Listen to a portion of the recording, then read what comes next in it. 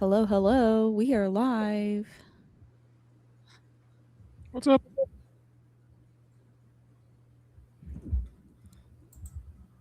Oh, am I introducing people?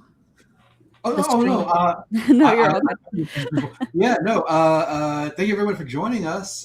We are doing a live play charity stream for. Oh! It's right on the tip of my tongue, and I've lost it.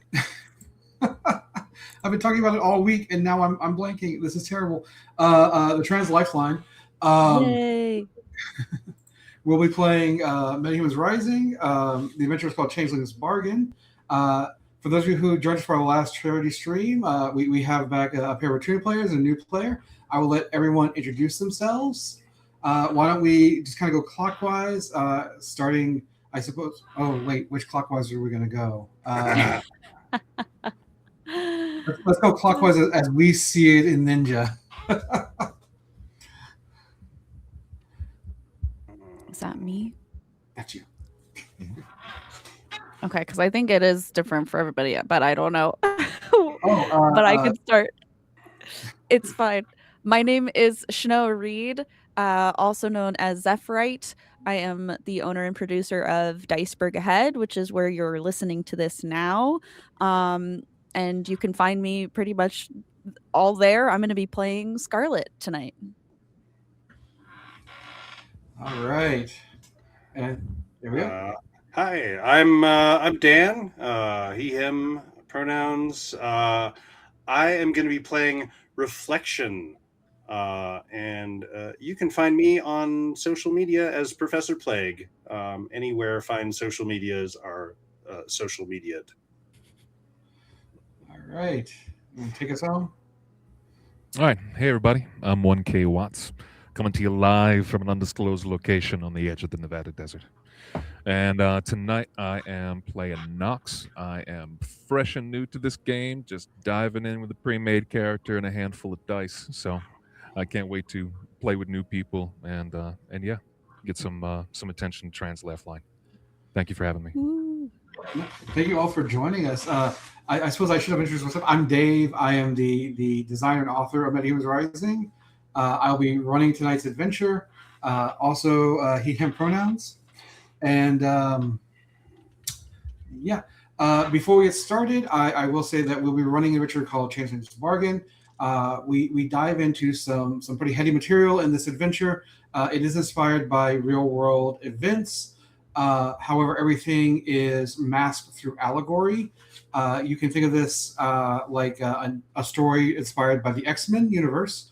But that does mean that we have a number of things to be concerned about, which is children will be in danger.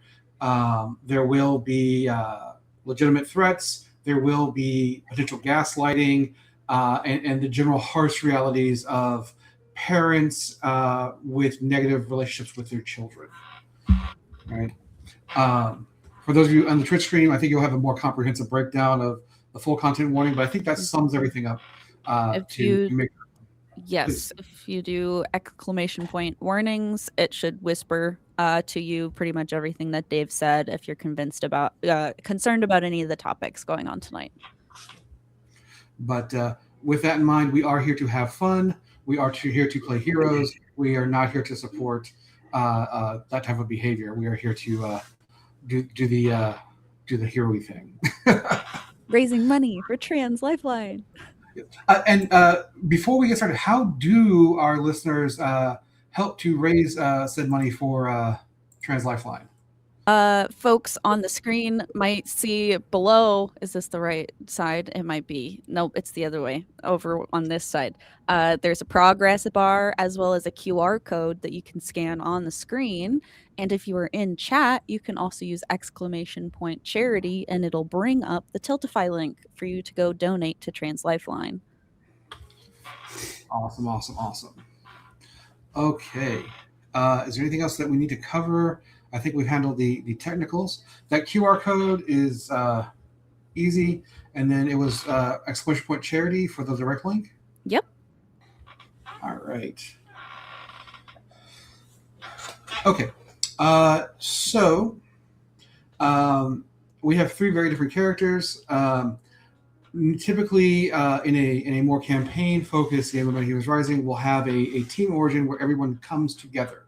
Because we are playing in a one-shot, though, we are going to assume that you guys are an existing hero team, or at the very least have worked together to do hero-y stuff and are in communication with each other. As part of the setting, we do assume a few things, which is like everyone has some means of communicating with each other. We're not going to worry about cell phones. It's just kind of implied that you can go boop and talk to your other hero buddies. Now, with that said, I think that there's been a request that I don't directly have you introduce and describe your characters until we meet them in the story. I like for a bit of funsies. So I will go ahead and get started. Local media stations have been covering the story all week, and it's now making national headlines. The image of a Dr. Willow Carter standing next to a 6-year-old child as she stares awestruck at the crowd before them. The child has a slight frame with deep blue eyes and short, what appears to be almost completely shaved head of blonde hair. Carter presents an image of a girl dated 7 months prior, which looks very different. This is Mindy. Mindy has volunteered to join us in this presentation following the last round of treatment for her condition. Young Mindy was born with active metahuman genes. This led to abnormal growths along her body. Pointing to the image behind them, he highlights the quill-like ridges that run across her arms and face. While some may see metahuman changes as making them superior to humanity, there is a dark side that goes unnoticed. The innocent child has suffered humiliation, ridicule, and but no more. Today, we pronounce her cured. The doctor turns, looking to Mindy as she tugs at his suit. He looks down at her, smiling. Is there something you'd like to say? The child steps to the podium, eyes seemingly even wider. Mommy says I won't rip the sheets anymore. She nods her head, fact stated. The doctor steps back with a chuckle, takes the microphone. We're here to help. The audience laughs before cutting to the Dumuzi logo, and the news moves on. That story was about a week ago. Strange and disturbing, but it is a parent's choice and actions taken. The truth behind what Dumuzi can do remains to be verified. However, I will ask everybody, in the days that follow, what are people up to? This could be a personal scene. You could be out heroing it up, or following up on an interest of any kind. So let's take a brief look into the lives of each of our characters. Why don't we start with Reflection? Well, Reflection has been trying to get his life together in preparation to go to the school, the Three Rivers Academy, and it's been a difficult journey to transition from living on the streets and kind of running with a gang to sort of having a more straight-laced life. And so he's trying to secure an apartment. Mostly, he got a little studio apartment he can just barely afford, and has been trying to source different kinds of furniture. In an alley, he found an old abandoned wire spool. So now he's got a little breakfast table, and is making bookshelves out of stolen milk crates, and starting to feel for the first time like he's got a place to be himself, and it's a real game changer to have a door that locks. So his thing, it's slowly but surely starting to turn around for him, and he's actually getting full night's sleeps the last week or two, and is strangely optimistic until he saw that news report, and it brought back a lot of memories of getting picked on, of conflicts with the parents. And right now he's just trying to keep his head down and not screw up the little life he's built for himself. That makes sense. Those milk crates are perfect for storing larger books. They were such a fond memory of so many gamers' childhood. I respect Reflection's choice here. Mm-hmm. All right. DIY or die. Let's check in now with Nox. How's her time post the news conference going? Yeah, Nox definitely has a funny feeling in her stomach. I'm going to say scene closes in on my criminal contact in the street, a guy named John Fix. And I'm going to say he has a very, very ugly necktie and fancy gold chains. And he's walking down an alley and does not realize that Nox is in the shadows behind the trash can, slowly standing up in a Dark Knight type of way. So yeah, of course, Nox will take John Fix to task, about these kids. What's the real deal? Something isn't right, All right. So why don't we make this an initial roll? So you have the contact, John Fix. He is a smuggler primarily, so this is probably a little bit out of his wheelhouse, but let's see what he knows. Now, because this is a contact, this is really more about your relationship with him. To make this roll, you're going to use your history, which is an attribute, that's at 12, and your contact for John Fix, which is a 5. So whenever you make a roll, there's always an attribute involved, and you get to roll 2 dice. If you can add a talent or a power, you get an extra die. If you can add a talent and a power, you get another die on top of that. And if you can add a specialty, you get another die as well. There's some other nuances there, but the important part here is you're rolling your history plus your contact. So 17 plus 3d6. And then let me know if you get any 6s, because those are like mini crits. Ooh. Yeah, I got a 6, 2, and a 1. All right. So 17 plus 9, we're at a 26. But it is, again, important to remember that John Fix is primarily a smuggler.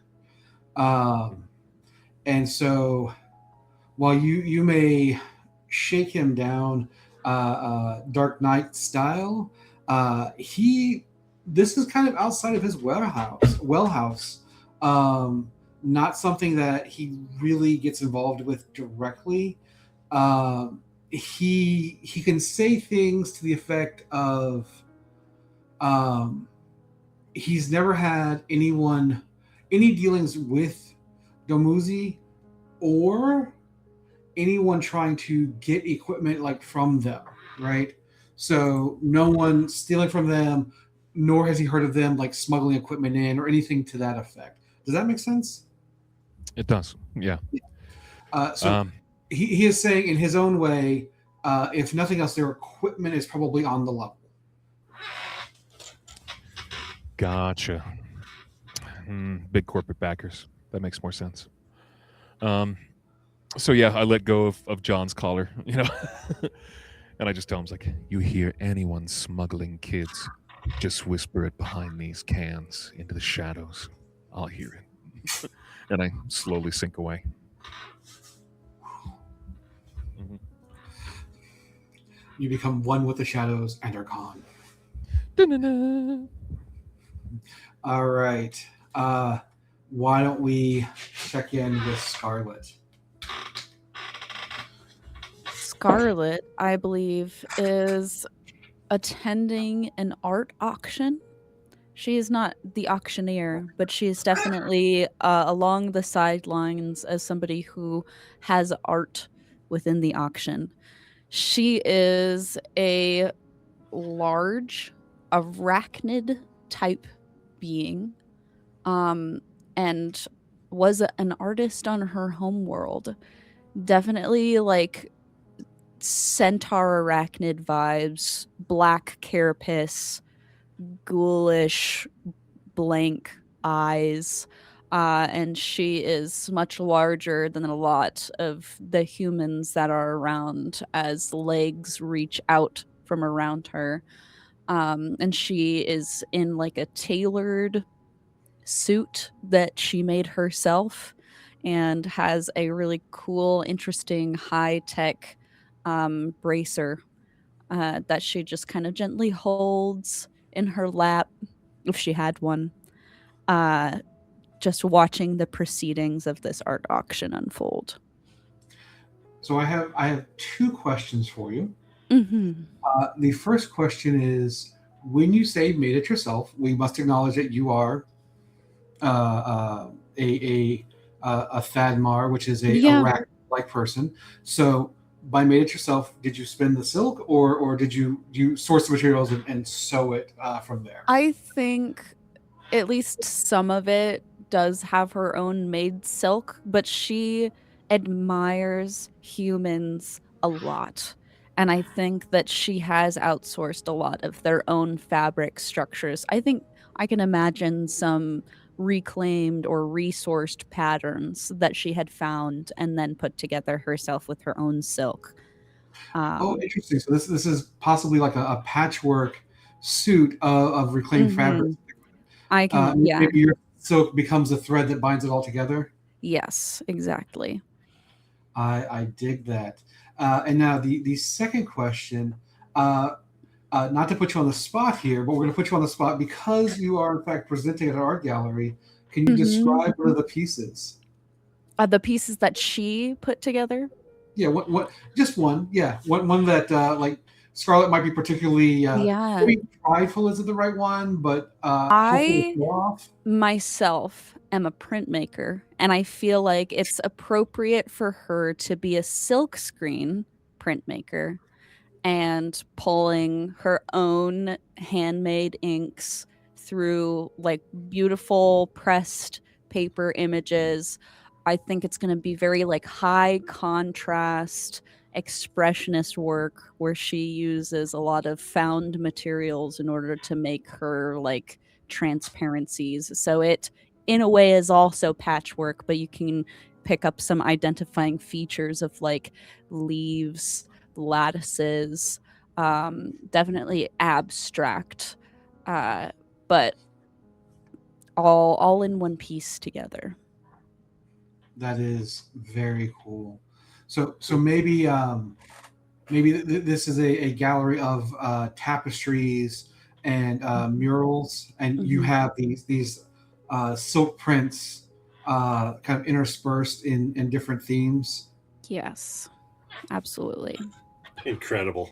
And it's not uncommon for printmaking to be done on fabrics. So that probably is also just draped down as well. I can imagine like a large centerpiece of like a woven piece of like silk fabric that's draped from ceiling to floor and like rolled across the floor for the gallery attendants to walk on. Nice. Very nice. I'm really digging this. All right. So while this gallery show is going on, you are like you occasionally get strange looks because the Thadmar, there may have been this whole terraforming event, but that was an AI that was controlling your life. In the past. Involved in that? Yeah, it's in the past. We don't have to dwell on that. Yeah, but in this art show, I think this is one of the places where people expect things to be outside of the norm. And so, despite your appearance, this is a place where you can be accepted as an artist and not just a spectacle yourself. Mm-hmm. And so I don't know if that's part of the appeal for Scarlet, but that is an aspect of this show. But with that in mind, I want to cut back from Scarlet's art gallery and this moment of acceptance, this moment of exploring beauty in different shapes and contrasts. And we're going to cut to Reflections apartment and a upcycled television on top of what do you use for an entertainment system center here?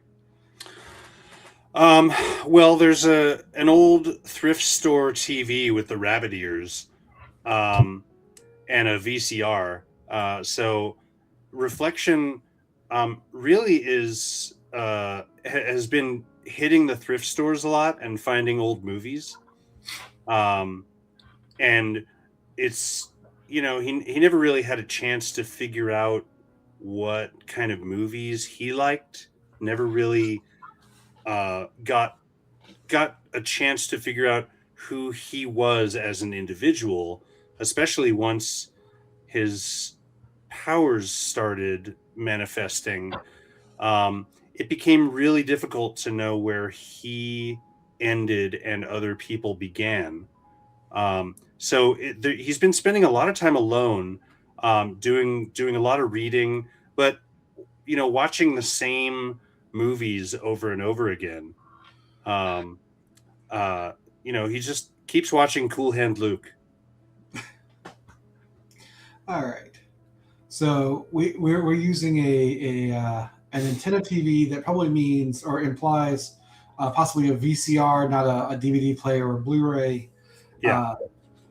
So as you were rewinding, you happen to catch the news. It has been a few days since the initial news story, and in the news is a story about Mindy Grace, the girl from the Dumuzi display infotainment that broke last week. Their mother, Mary, spoke. You have Mary and Mindy Grace speaking with a local news reporter. In the report, Mary says that she had reached out to Dumuzi following her daughter's return. The child was despondent and displayed an array of mannerisms she had not previously shown. Mindy seemed unfamiliar with her favorite books, shows, even foods. When Mary reached out to the company, a Dumuzi spokesperson advised her that some children may display different sets of behaviors following 6 months of new life experiences, and this is nothing to be afraid of or worried about. When Mary pushed back, saying she hadn't recognized spaghetti isn't a behavior, the company simply repeated the similar language. The broadcaster then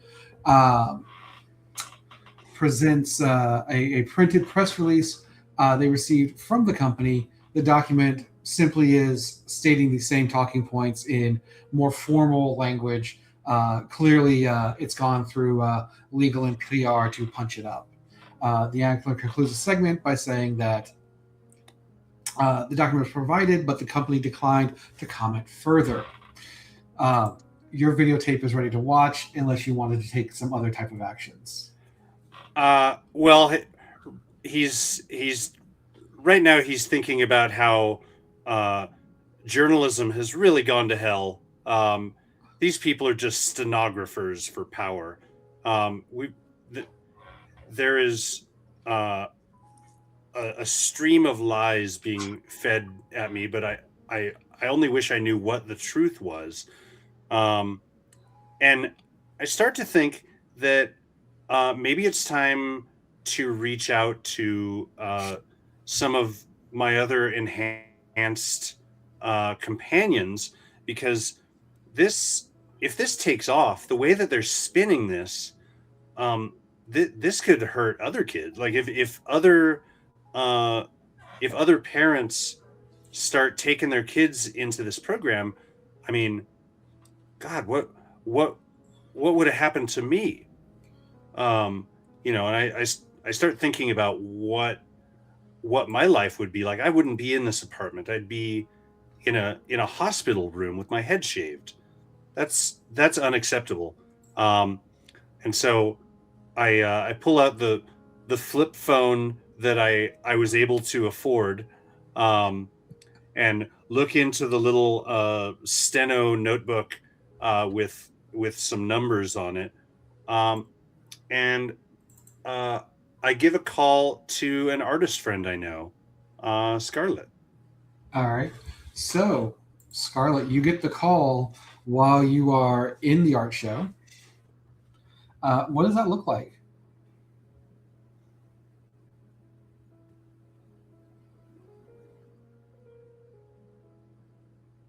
You're muted. Oh, yep. Of course. I imagine my wrist piece glows and lights up a little bit. There's like a little chime and a light travels across it. I look around, see everybody's enjoying it, or at least hope, and I'm just gonna step out of the room and hold it up, basically, like a phone. Hello. Hey, Scarlet. Hey, it's me, Steve. Sorry, but are you busy? No. Yeah, okay, great. Because I was just, I'm at home. I was watching the news and I saw a story that kind of is stressing me out. I'm wondering, like, could we like get some coffee sometime? Like, I was just about to ask if you had too much coffee. Yeah, probably. Maybe we can get some like tea or something. Okay. Right now? If you don't mind. She looks around. I'm not busy. I can be there soon. Okay, great. I mean, I can come to you. It's fine. I'm just. How do you feel about people around? Like a lot of them? I blend in pretty good. I mean, you could come to me. Okay, where are you at? I'm at the art gallery. It's opening night. There's Oh, people. Okay. Yeah. Yeah. They Okay. do have tea, I think, as well. Okay. And crackers and cheese. Yeah, I can handle that. That's sure. No problem. I'll be there in 10. Okay. And Bye. she hangs up. All right. So I want to check in with Knox. While you may not have caught that news broadcast, have you been following up any other kind of leads around the Muzi in the interim? Considering that it looks like their operation is legitimate and not really in contact with my underworld friends, yeah, I'm going to have to step up my contacts. I'm probably going to reach out to my friends, my other metahumans. So for narrative's sake, let's just say I'm between the dumpsters out back of the art gallery, because there are many spotlights on the interior of this place, just not Nox's style. But if the wrong waiter comes out throwing out the wrong hors d'oeuvre, I may catch one or two. Yeah. You see that shadow in the corner? I mean, there's light technically there, but that shadow, just don't worry about that shadow. Exactly. Nothing to see here. Yeah. All right. So, reflection. What does it look like when you show up at the art gallery? Well, he's got he's kind of a skinny teenager, just 16 or 17, and he's wearing a black hoodie with a light jacket over that, and the hoodie's pulled up over his head, and he's kind of hands in his pockets, kind of like looking from side to side. And Scarlet's not hard to find. So like he kind of makes his way in to the art gallery, kind of without even really being noticed. He just kind of hunches down and makes himself a little smaller, and follows the crowd into the art gallery until he's standing there behind Scarlet and kind of hesitating for a minute, working up the courage to tap her on the shoulder. Are you sure you want to tap her on the shoulder? No, he's absolutely not sure. Okay. I ask just because of the nature of your powers. You may want to consider how you reach out to Scarlet.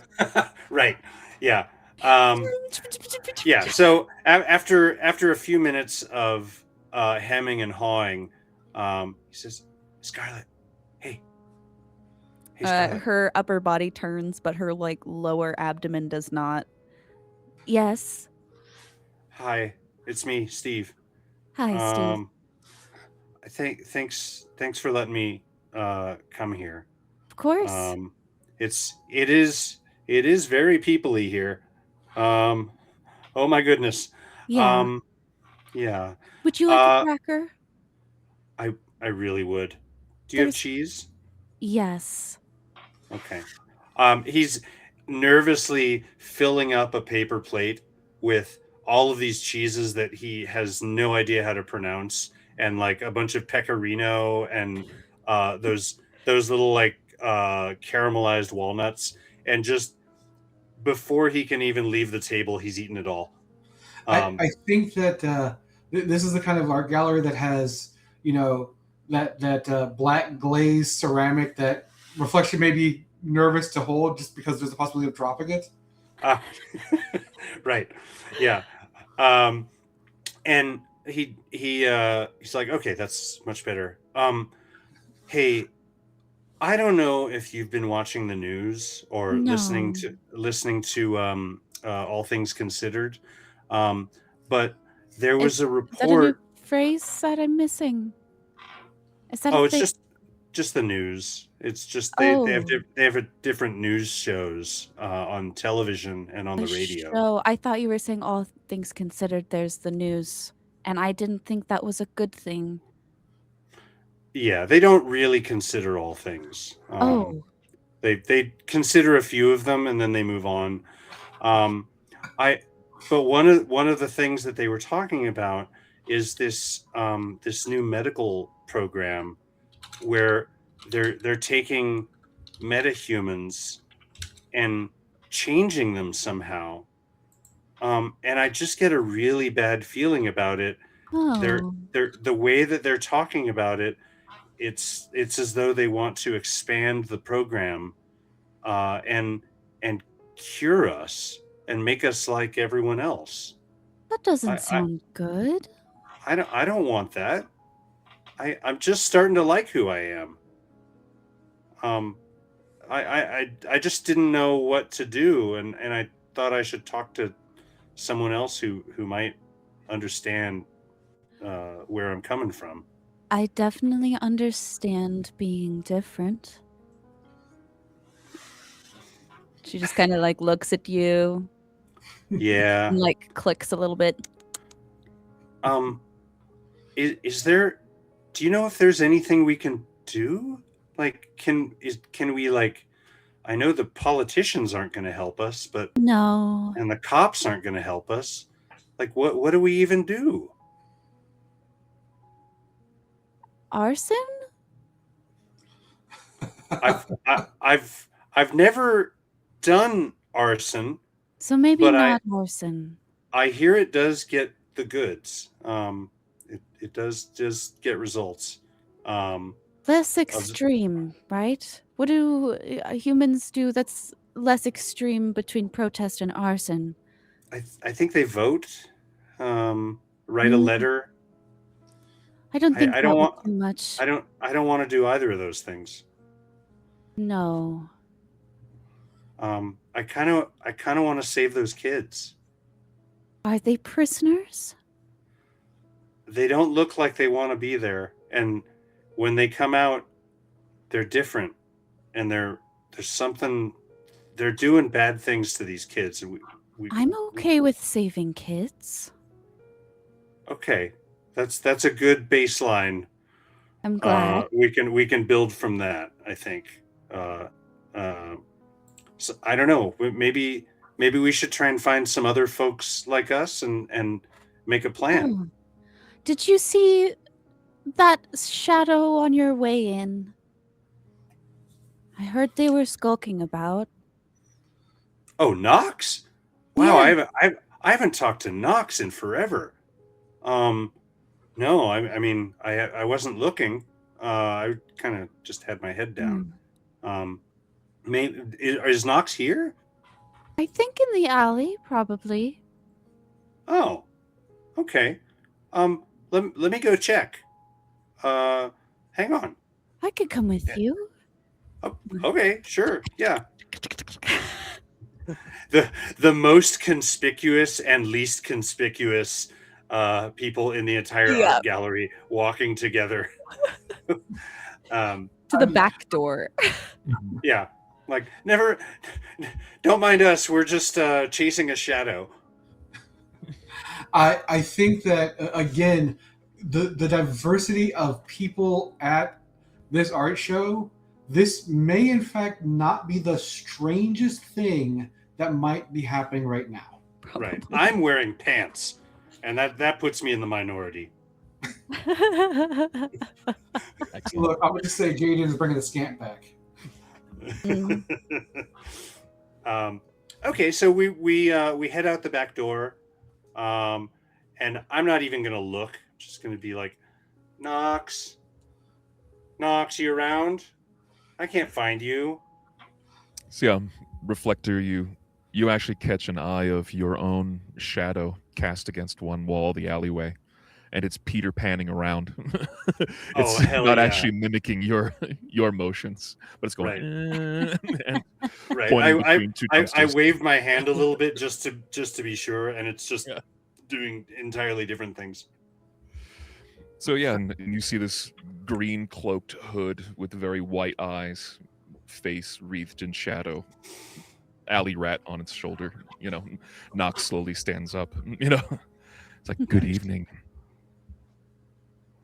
Yeah, hi. Good to see you. It's been a minute. I'm not really about that gang life anymore, so we haven't run into each other as much. But I was hoping that maybe we could talk about some stuff. Do you watch the news at all? So Knox has like half of a shrimp tail that she found, pops it into her mouth real quick. It's like crunch, crunch, crunch. It's like, Mindy Grace, there's something wrong with her. Okay, all right. So you know what I'm talking about. We got to do something. This we can't let this happen. We can't. There's something wrong with these children. Deeply wrong. I don't think anyone else is gonna come to their rescue. Like, it might be down to us, guys. So I nod and sorry. No, please go ahead. I just say, I've checked with my contacts on the street, all the Billy boys, even John Fix. Nobody has heard nothing about where these kids have gone.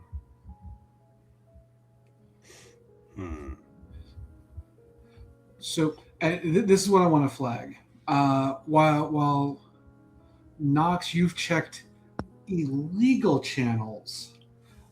We really haven't done a lot of independent research into, or haven't done independent research. We haven't done research into the like company or corporate holdings, things along those lines. So that may be an angle. And then the other thing is you have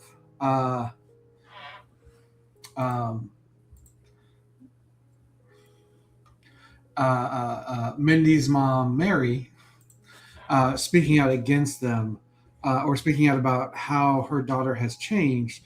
and so you can potentially talk to her as well.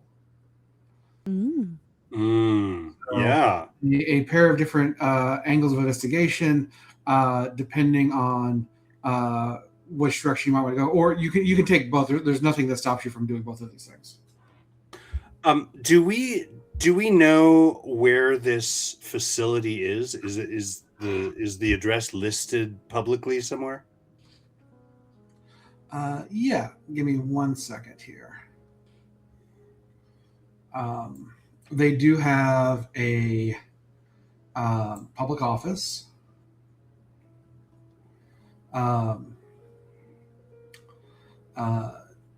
It is somewhere in our campaign takes place in Central City, which is somewhere in the middle of the U.S. There is a major river that runs through it that facilitates the necessity for many a warehouse and many a dock, because superheroes need those kind of things for supervillains. But I will say that they do have offices somewhere in the city, but you guys really haven't researched the company. So basically what you know is that, obviously they have to have an office, because how would they operate here? Does that make sense? Okay. A question about my character. If I were to make contact with a non-metahuman, I can impersonate them, correct? Yes. So whoever you touch, be them metahuman or otherwise, you take on their appearance. If they are a metahuman, you take on their powers as well. Well, if they have natural abilities, right? So if you touch Iron Man, you don't get a set of Iron Man armor, right? If you touch Doctor Strange, you don't get magic powers, but barring those exemptions. I guess my question is more, is there any transfer of information or knowledge from the host, the person that I'm taking their likeness? So you've never tried to do that. It is more, as your name implies, reflexive. You touch them, you become them. There's not a conscious thought that happens. And you don't absorb their memories, but your body changes. Got it. Okay. All right. That is good to know. I don't know about y'all, but I'd be interested in chatting with Mindy. We can talk to Mindy. Yeah, she shouldn't be too hard to find. Do we know her address? Last known location? So it is safe to say that you're able to source that information if you want to find the Graces. Let's do it. Okay. Yeah. All right. So I am going to ask, if you will look on your character sheets, does anyone have the etiquette talent? I do. All right, and what is your etiquette? Etiquette 5. Etiquette 5. Awesome. And I believe I have etiquette. Wait, is that in career? Wait, etiquette 9? Yeah.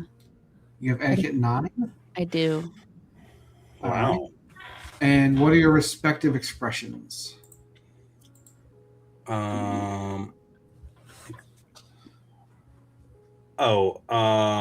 Of etiquette, you mean? No. So you have an attribute which is expression? 16? Oh, really? Oh. Yeah, I'm merely 10.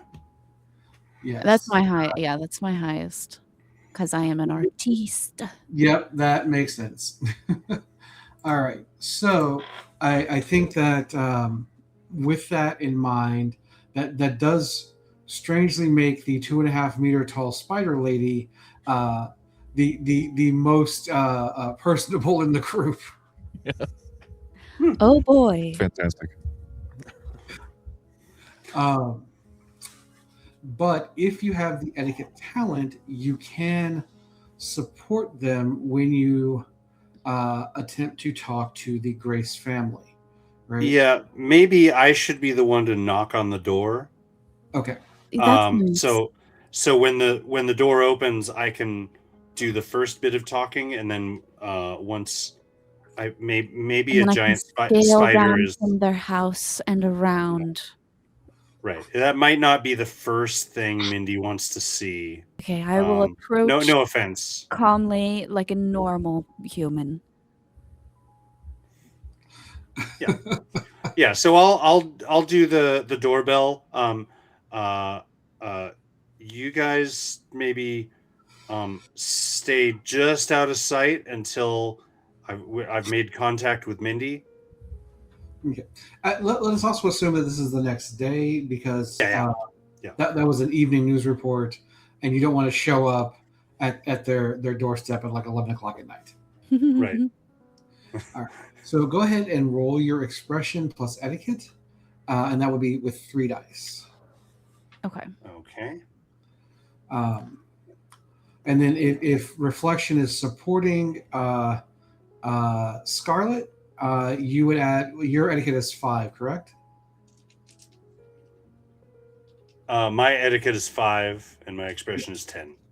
All right. So Scarlet would add 5 to their roll.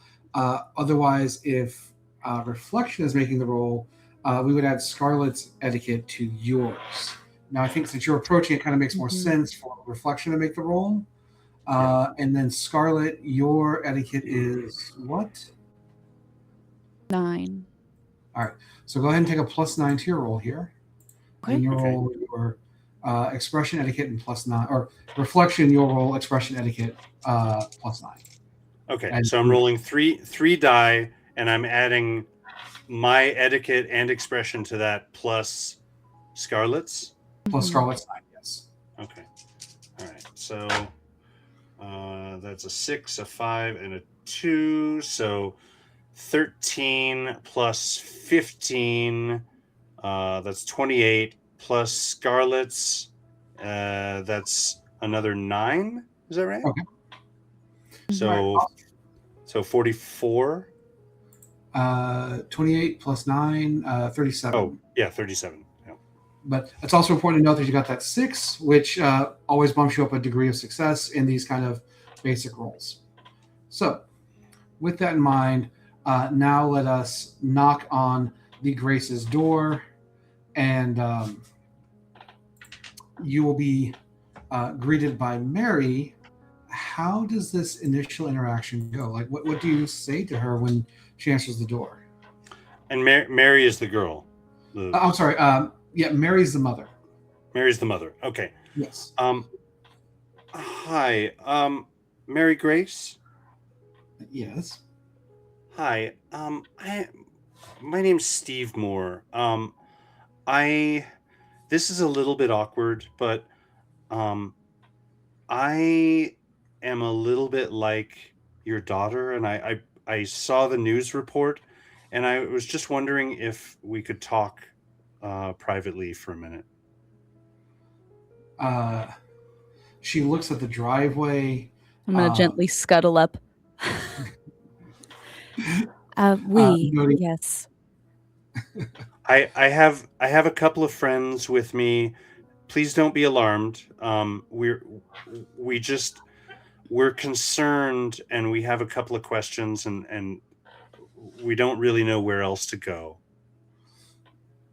I understand, and frankly feel the same way.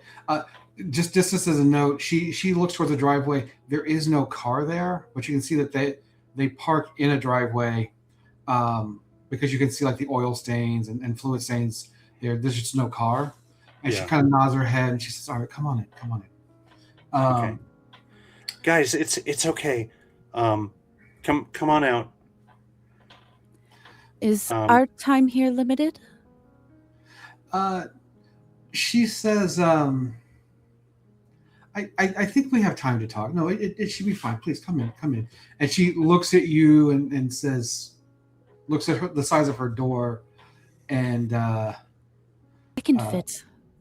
Okay. It doesn't look pleasant, I would say, as legs reach around and I squeeze through, kind of half sideways. Again, this is where it's important to remember that you do have the ability to walk on walls. Yeah. Miss Price, these are my friends. This is Knox, and this is Scarlet.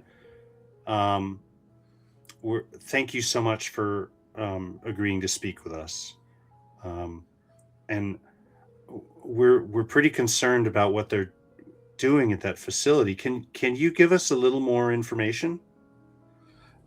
Yeah, of course. And she'll kind of reiterate what you had seen in the news report, where her daughter came home and is acting very differently than how she did before. And she didn't even recall, like, specifically, and this is what makes her the most concerned. She didn't know what spaghetti was, and that was her favorite food, right? And so when Dr. Carter had said, "Oh, this is just natural after 6 months of experiences," she could not square that circle. If you understand what I mean there. And she'll add that initially he was very friendly, and once he realized why she was there, he became like very cold, very like to the point, and got away from her as quickly as possible. She was left alone for several hours until a secretary came in and just ushered her out.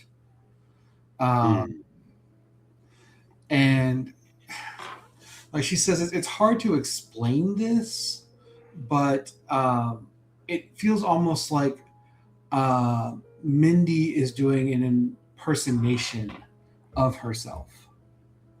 And she can't, like, she is very much at her wits' end. She doesn't understand what's happening to her daughter.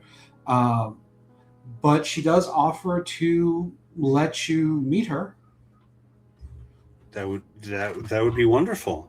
Mm-hmm. So Mindy has been in her room the entire time, just sitting idly looking out the window, a rather blank expression on her face. But when she comes in, she does acknowledge everybody. She seems to be a rather pleasant, younger child. How old is she? She is in and around age 6. Got it. Okay. Yeah. So part of the Dumuzi treatment is it must be younger children. I see. Which is part of the company line about, oh, well, obviously your children are very different. They only have so many life experiences to begin with, and it's been 6 months. Right. How does she react when the three of us come into her room? So she is. I will address the elephant in the room, or more likely, I will address the spider in the room. She's neutral about all of it, right? She doesn't show signs of being scared. She doesn't show signs of excitement or any kind of strong reactions one way or the other, right? And I say this because both Reflection and Knox look relatively human, right? Well, they look human. Obviously, Scarlet does not, but that does not elicit a reaction from Mindy.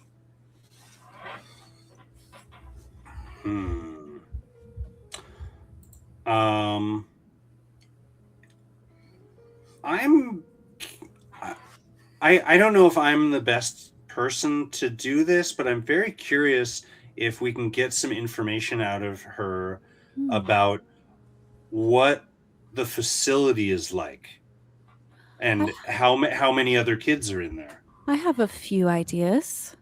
Yeah. Mindy? Hi, I'm Scarlet. Hello, Miss Scarlet. Do you like to draw, Mindy? And she thinks about that.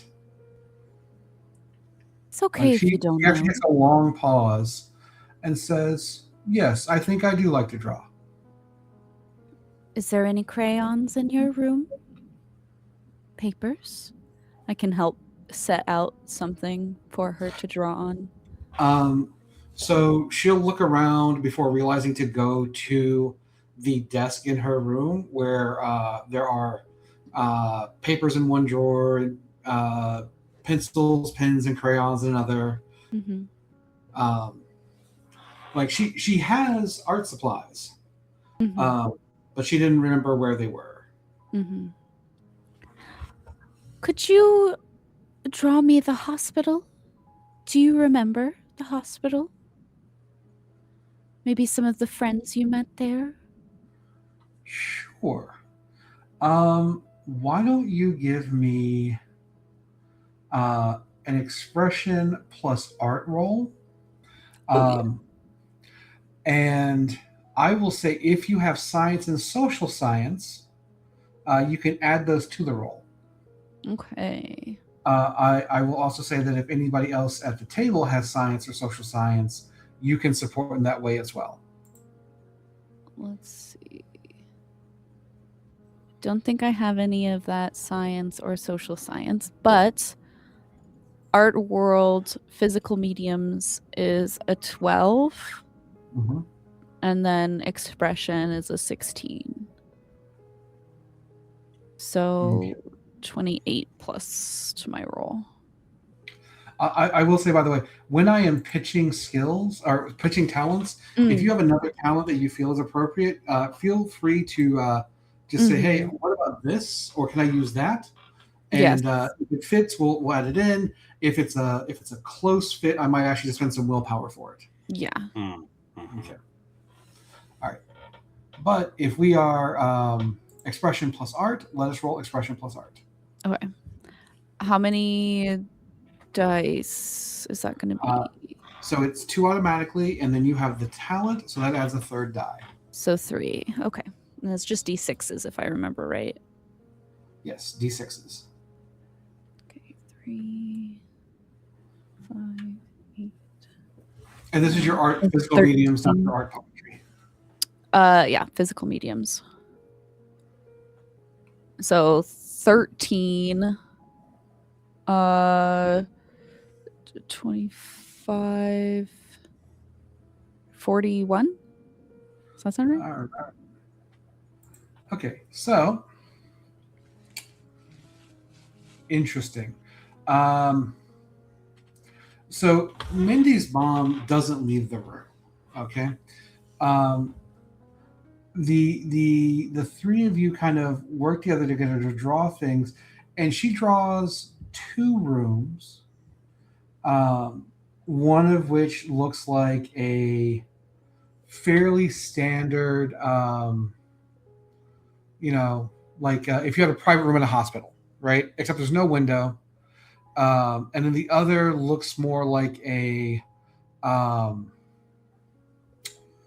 playroom. Okay, those are the rooms that you draw, or that Mindy draws. But she seems to Mary prompts Mindy to draw certain things, kind of calling from her memories, working with her. And something that hits on you here is that while she's able to illustrate these things when prompted, it seems more like not that she's calling on memories, but rather these are parroted responses. Did you roll 6s? No, 2 5s, but no 6s. Yeah. Yeah. So yeah, that's really. She gives you those 2 rooms, and then she has a couple other drawings for her mother. but again, like all of this seems to be, with the exception of the room that she slept in, kind of like parroted or I've been told that this is what this thing is. I will draw this thing. Mm-hmm. I'm gonna sit down next to Mindy, and look up at her mother and say, I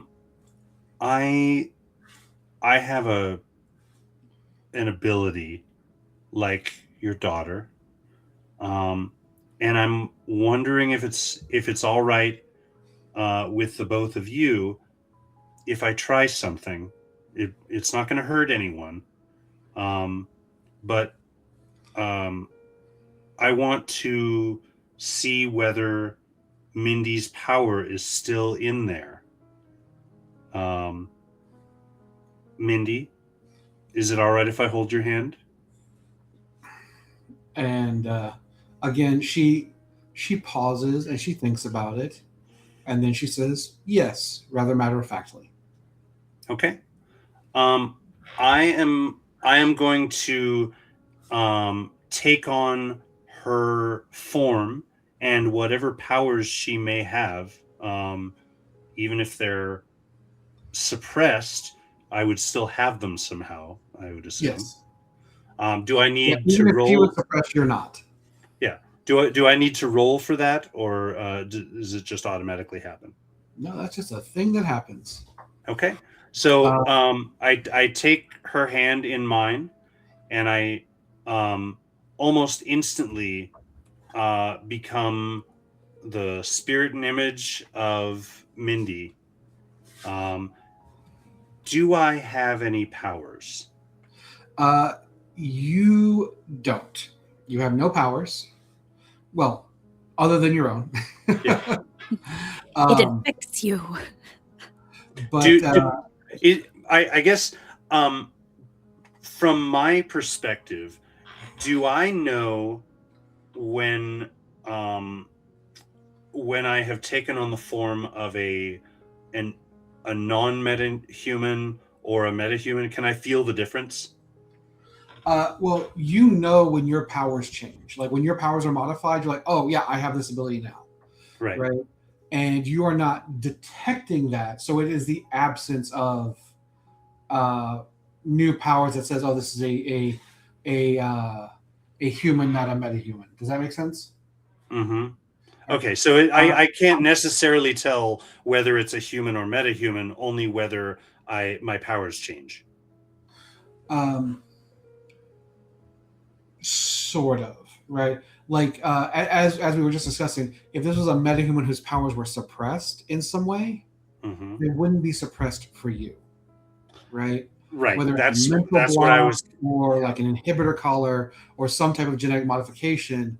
As long as they had those powers, you would have those powers.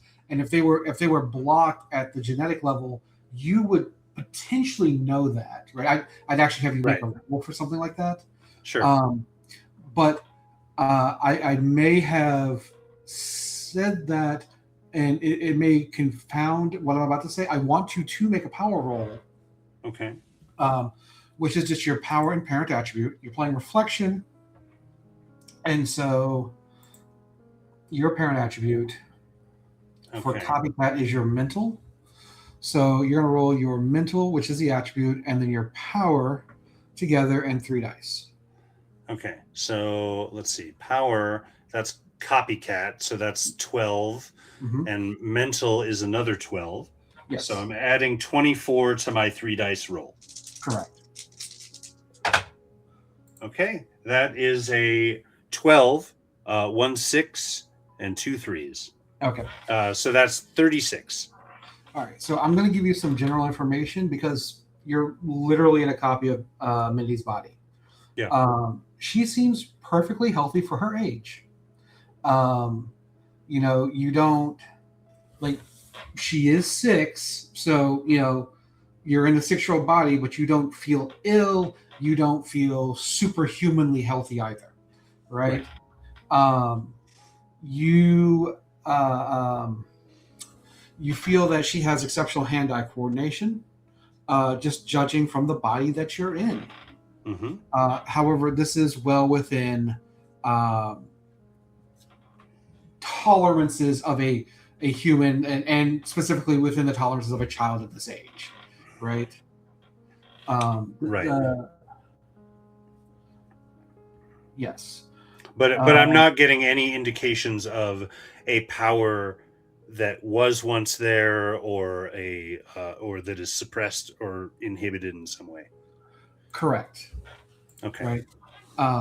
And that's why I wanted to say, like, while I would ask you to make a roll for that, I am not asking you to make this roll for that. I am more so asking to just describe how well you understand this child's form by inhabiting a copy of it.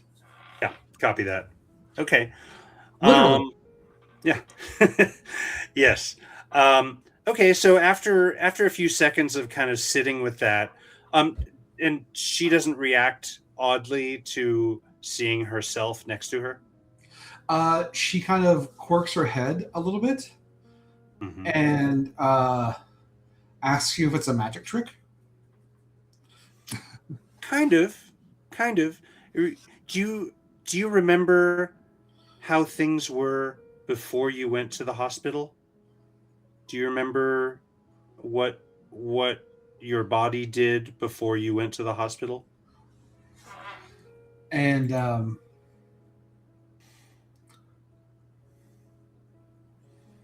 so here, she kind of struggles through this. You realize that her reactions to things are not changing. She's developing reactions to stimuli she's never had before.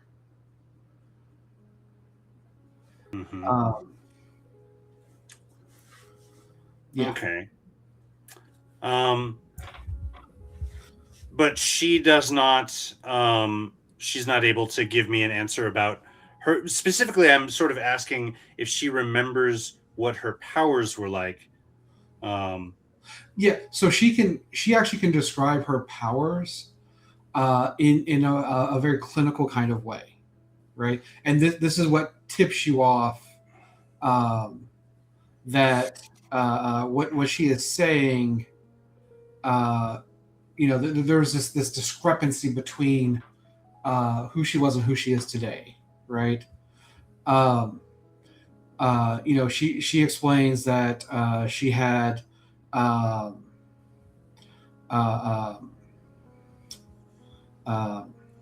not calcium.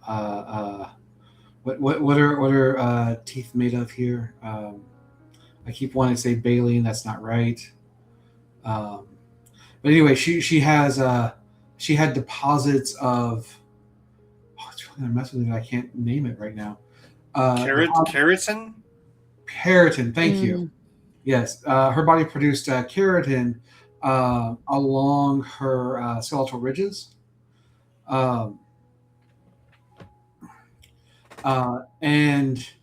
there was a potential for those to become impacted by her diet, which, again, the fact that she calls it her diet seems weird. Right. Yeah. To display other properties, again, 6-year-old vocabulary feels weird. Yeah. Well, what I just did, the way that I am looking like you right now, I'm able to do a thing that's different from a lot of folks, in the same way that your condition made you different. This makes me a little different, and that's okay.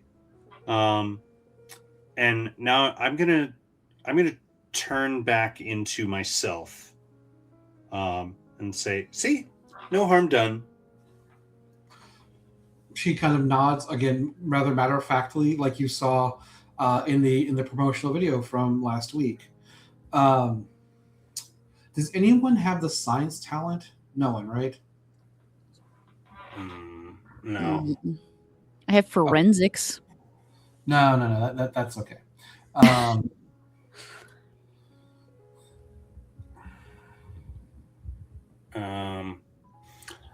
So I would like to get a roll from Nox, because I think Nox has a very high subterfuge. So I would like you to roll your wisdom plus subterfuge. I want to see what you're picking up, what's not being thrown down. So this will be your wisdom, subterfuge, and 3 dice. It's 14. Ooh, that's 1, 6, a 3, and a 1. That's this 9 total again. Oh, no, sorry, 10 total. All right, 10 plus 14, so 24, and you roll a 6. Cool. So as you guys spend some time with Mindy, it becomes clear that if you hadn't already picked up on this like differential in your in her memories, you would think that she's hiding something, but again, that doesn't feel right. It feels more like there's some type of blockage there. Gotcha. Would I have any knowledge of a being that has a similar superpower? I'm sorry. You mean like the ability to like block memories, or like can you explain that a little bit more? I'm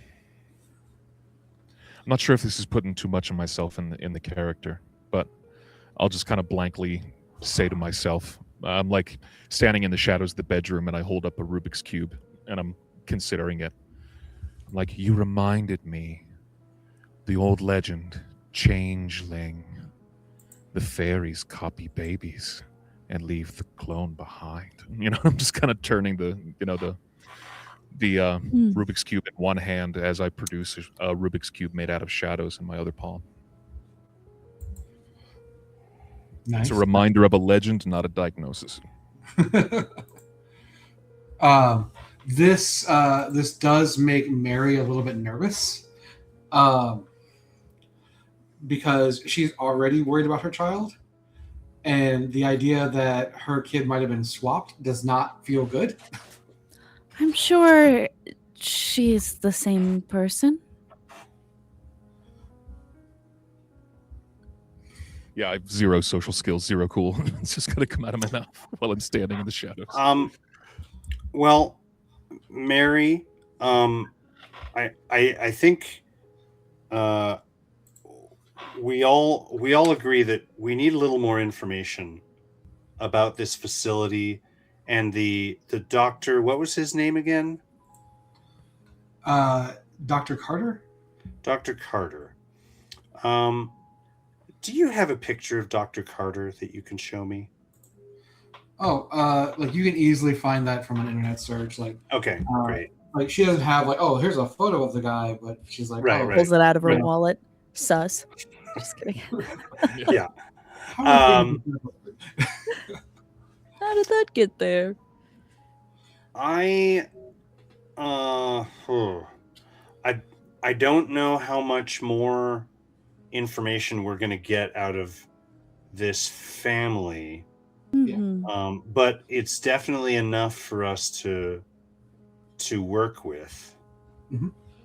Okay, so yeah, I think that as the hours kind of carry on,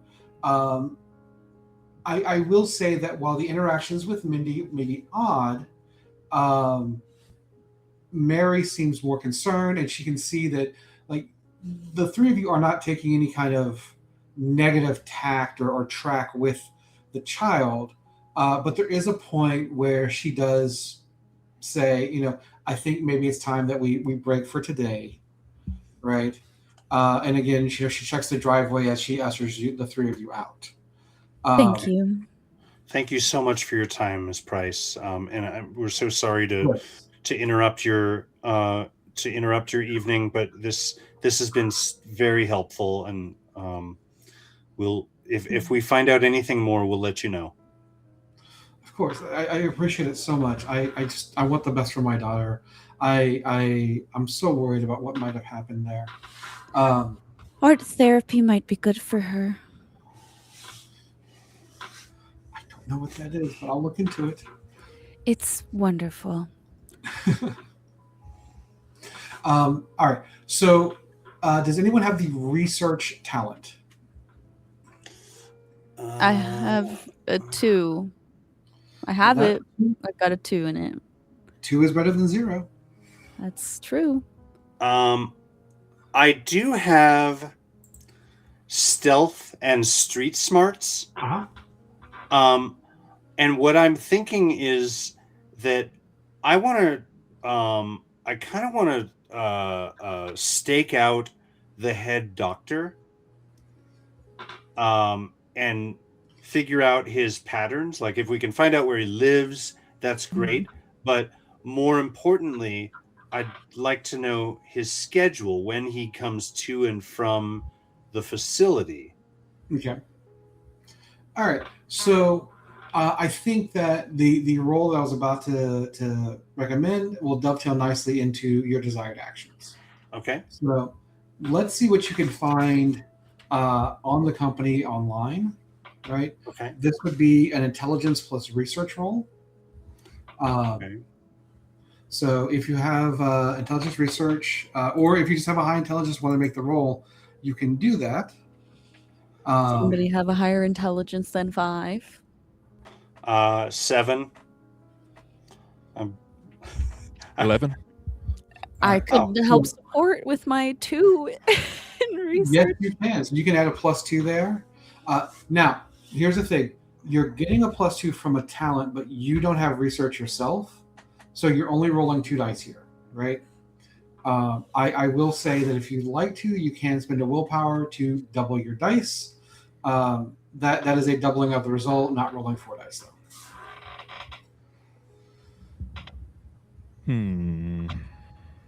I think I will. I think if Knox is on the case, then definitely going to spend some willpower to try to find a kid, especially if one is missing or being tortured. Cool. All right. So you're at 13 plus 2 dice times 2. Oh, it's 2 dice times 2? Okay. Yep. Because you're exploding the die for the 1 willpower, and that's going to give you the double dice pool. That's a 6 and a 1, 7 total. 7 total, so 14. 14 plus 13, that's 27. And you rolled a 6. Awesome. Okay. My 2? That includes your 2. All right. Yeah. So Demuzi was founded 4 years ago. Began as an incubation project at the local university and was spun off a year ago. The official company slogan, "Science Cures." Demuzi has an estimated value of $10.4 million US, and their company webpage highlights work they have done with universities across the world in developing gene therapies for blood disease, immune disorders, and other ailments. The staff is mostly graduates from the university, but 8 months ago, new leadership took over and helped to push Demuzi into the spotlight. I will point out that was 8 months ago, and Mindy's treatment took 6 months. This coincides with their pivot and subsequent breakthroughs in metahuman gene management. Demuzi's principal funding comes from undisclosed angel investors. So that is what you are able to pull, researching the corporate holdings and standing of the Demuzi. Address of the college where it started? Oh, easily found. Right, you got that. Okay. So yeah, Knox is doing the research. You know, it's even the reflection of the light off the screen can't really break the shadow over their faces. You know, and just like researching, sharing this information with you, and just going like, something doesn't feel right. Okay, so we are going to jump to Reflection, who's going to stake out the Demuzi building, correct? Yes, that is correct. And sort of each day, I'm going to do it as a series of different people. So, you know, walking through the crowd, I'll be like an old homeless guy. Another day, I'm like an old lady with shopping bags waiting at the bus stop. And just mixing it up. Never spending more than about 4 hours as the same identity. But always kind of keeping an eye on. Here's a question: can I take on the form of various animals if I touch them? No. No, it is limited to peoples. Okay, that's fine. Just a pigeon is about as anonymous as you get. Yeah. But It's a picture with its eye scope. Yeah. You could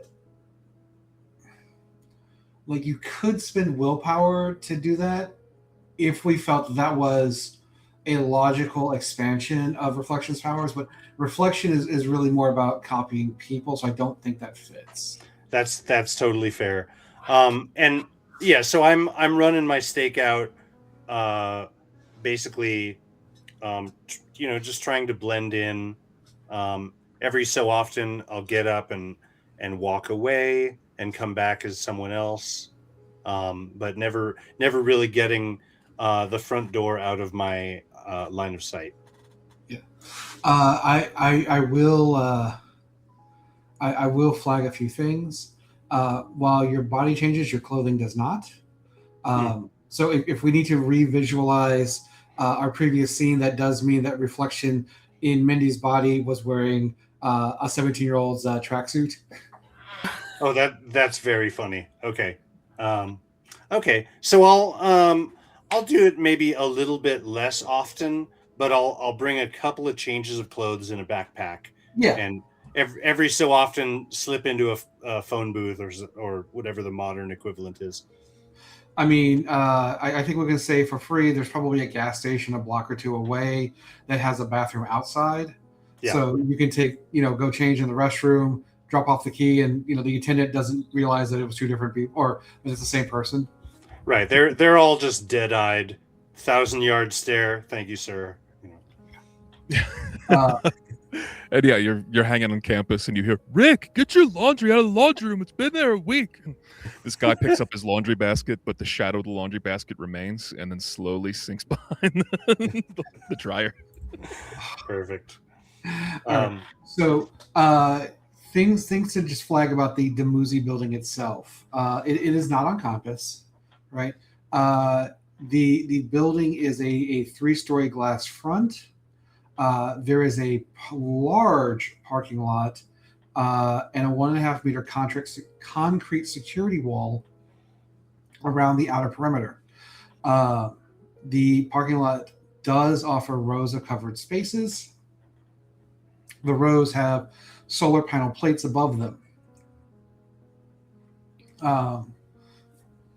And then if you want, go ahead and you can give me a wisdom and engineering, or if you have a study city planning, roll. If you don't have engineering or study city planning, you can just roll your wisdom. And again, if you feel you have something that is related, you can always pitch it to me. Yeah, I'll just do wisdom, I guess. All right, so it's wisdom and 2 dice. Wisdom and 2 dice. That's a 12 total. 12 total? Yeah. So that's a 3-story building, and the parking lot, probably has enough spaces for double the number of cars for people that would fill that building. Right. I would assume that the director of the program has reserved parking. If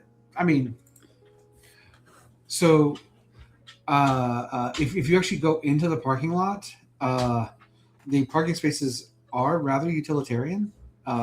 There's nothing that says reserved. There are, legally mandated handicap parking spaces, but that's the only ones that are Oh, you know what? Here, let's have some fun with it. There are some carpools parking spots. There are EV charging spots that have better parking as well. But that's really the extent of it, right? Like they do seem to have like, oh yeah, we support environmental solutions to driving because we have these van pool parking spaces. We prioritize EVs and give you free charging. But no, there's no like reserve spaces. Got it. While I'm kind of casually walking around the parking lot, I'm assuming that I don't know what kind of car the doctor drives. I'm going to call in a favor. I have a contact, the lieutenant of the old gang that I was in, T-Bone. I'm going to call up T-Bone and see if I can get him to do a little bit of. I mean, I know it's been a while, but I need a favor from him. I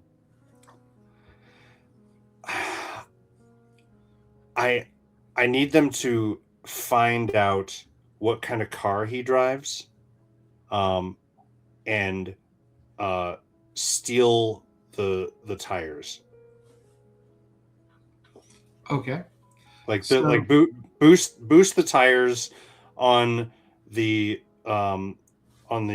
head doctor's car. All right. So go ahead and roll your history and contact. Okay. And let's see if you can't work this deal out with T-Bone. Okay. So history 10, contact 3, and is that 2 dice? That will be 3 dice because you're adding in a background. Got it. Backgrounds are the same as talents. Got it. Okay. That's 13. So that's a 6, a 5, and a 2. All right. Sorry. Plus the 13. So that's 26. All right. Yeah. So yeah, he says he'll do it. It's no sweat off his back. He's not going to do it at the Muzi offices though, because they have security cameras in the lot. He'll. That's fine. Can you do it at his house, like outside his house? Yeah, like I'll do it when he's at the pharmacy. I don't care, right? Okay, you just let me know. You're gonna have to tail him, I guess, and let me know when you make contact, and I'll be there. I just need to talk to him, and I don't want him to get away. Yeah. So, a few things come out of this conversation. One, you find out that Dr. Carter drives a Tesla Model S, and to the best of your knowledge and to the best of your old gang's knowledge, it never leaves the parking lot over 2 days. Stop me when you're ready. 3 days, 4 days. Oh, geez. Okay. Like you can find the car. You never see him enter or leave the building either. Does bro live there? All right. On the second day, I'm going to say, all right, T-Bone, I want you to smash the thing, set off the alarm. So here is where we get to the extent of what your contact will do for you. Yeah. Again, he's not going to do anything in the parking lot. Got it. Okay. Well, now that he's identified the car, I will take on the identity of a young man who looks athletic. I'm just going to pick someone like in a tracksuit or whatever. Looks like they're out jogging, and kind of brush past them when they're jogging. Okay. And I'm going to go over to the car take out a small baseball bat and start smashing the windshield and the lights, hopefully setting off the anti-theft alarm. Oh, sure. That will go off immediately, and Great. you will see security guards come running out of the office. Okay, I am going to run to a safe distance. Okay, so I will point out that amusingly enough, the actual like character art for Reflection is a young athletic guy in a tracksuit. Right. I don't want them having my likeness though. Yes. But yes. I totally understand it. The description matches your actual character description, which is amusing. Absolutely. But I have a style, like a good tracksuit. Yeah. The other important part is you are athletic and you are a runner. So why don't you go ahead and give me a movement roll? So you're going to roll your dexterity plus your movement running. Okay. Distance running doesn't apply here because this is actually a sprint. Okay. So I'm sorry, dexterity and running? Yes. Okay. Dexterity and I have fitness also. Fitness is more like general health concerns. Got it. Okay, so my running is 12. So that's a 22 plus 3 dice. Is that correct? That sounds good to me. Okay. If Nox and I are waiting nearby, I could also aid in disguising with like my light barrier. So when you get close enough to us, I can help you disappear from their sight. Mm-hmm. So that's a 36, and I rolled 1-6 in that. Nice. Excellent. All right, so you easily leave these guys in the trail or in the dust, but I do want to point out that these guards are exceptionally athletic. That's great. I want one of them. Is one of them more athletic than the others? Like are they? They're all. Both of them have nigh identical builds, and seem to have the same degree of athleticism. In fact, if Nox and Scarlet are hiding in the wings, you'll notice that they seem to be running nearly in lockstep. Interesting. Okay, I'm going to run around a corner, and presumably see Scarlet and Nox there around the corner. I'm hoping that I can touch one of these security guards and then subdue him and take his clothes. Okay. But the problem is separating him from the other guards. I could just make a barrier. Make it look like a wall. Mm-hmm. Trapping one of them. The other one could go through. But they're also like, I'm assuming right next to each other. So I feel like it'd be different. So this is kind of tricky because they, as I said, they're kind of running at the same pace. And they're not widely apart from each other.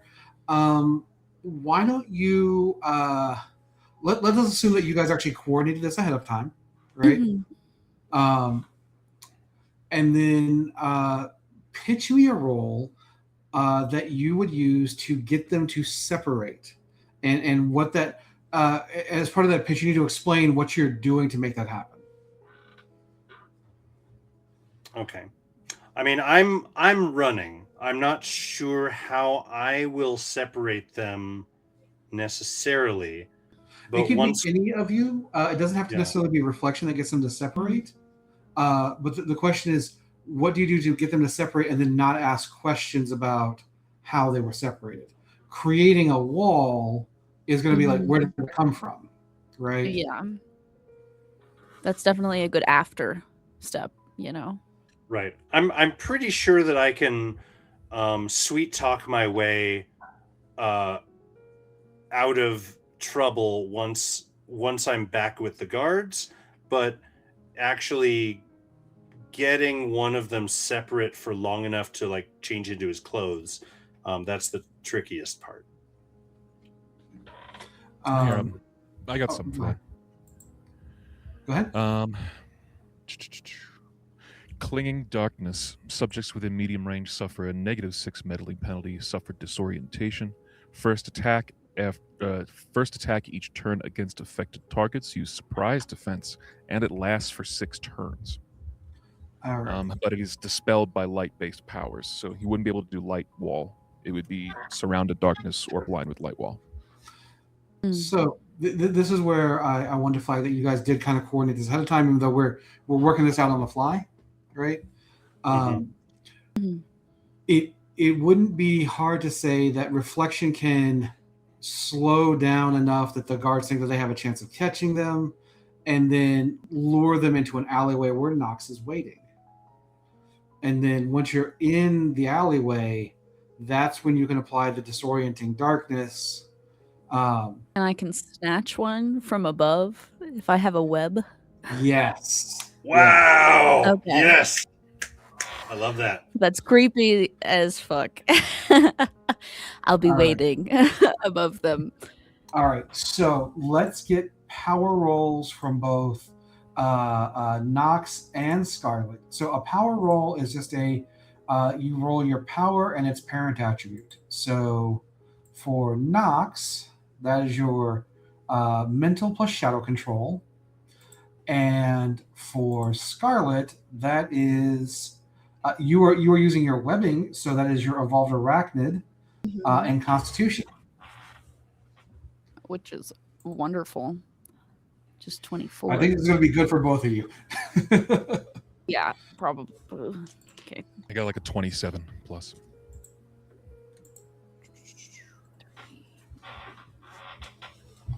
So how many d6s do I need to roll? It's an attribute plus a power, so it's 3 dice. Yes, gotcha. No 6s, but I rolled a 10. Plus 27. So 37 total? I also got a 37 and I rolled a 6. Okay. So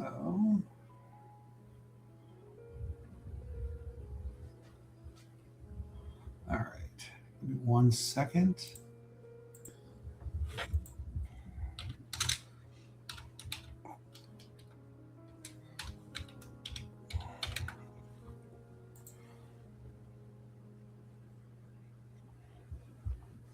All right. Yeah. Oh, that did not work. I am using a dice roller on a Discord server, and it gave me a weird result. There we go. That's better. Okay. Cool. So yes. Now I need reflection to give me a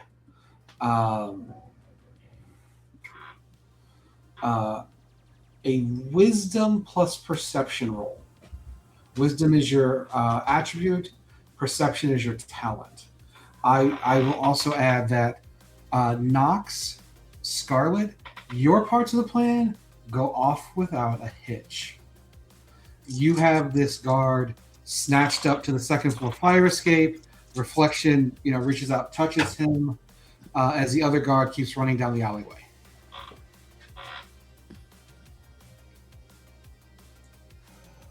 Okay, so for that's a total of 27.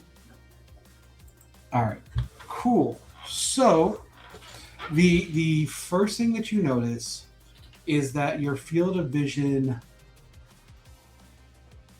doubles vertically. The second thing that you notice is that you feel physically healthier and more in shape than you do naturally. And then the third thing that you notice is that your skin is a stunningly beautiful shade of turquoise. And was it before? Like, No. were the guards turquoise? No, but this is when you can recognize that the guard is wearing makeup. The guard is also intentionally wearing clothes to hide a second set of eyes above the others. Interesting. Mm. Well, Yo, bro, all of my makeup fell off. You won't believe it. Yeah. So, I'm still gonna change into this cop's clothing, and I am going to see if I can do some makeup here. I've got subterfuge, but also Do you have disguise? Do I have what? Disguise. I do. Okay, so this would be a disguise roll. Okay. Yeah. So that would be a wisdom plus disguise, or Expression plus disguise. expression plus disguise. Okay. So that is a 22 plus. That's cocked. Okay, that is a 4, a 5, and a 6. So that's 15 plus 22, 37, and a 6 on the die. Okay, so this does take time to put your disguise together. Nox, go ahead and give me another power roll to keep the other guard disoriented and confused. Also, if anyone's interested, I did post a picture of what Reflection looked like before and what he looks like now. Ooh. Ooh.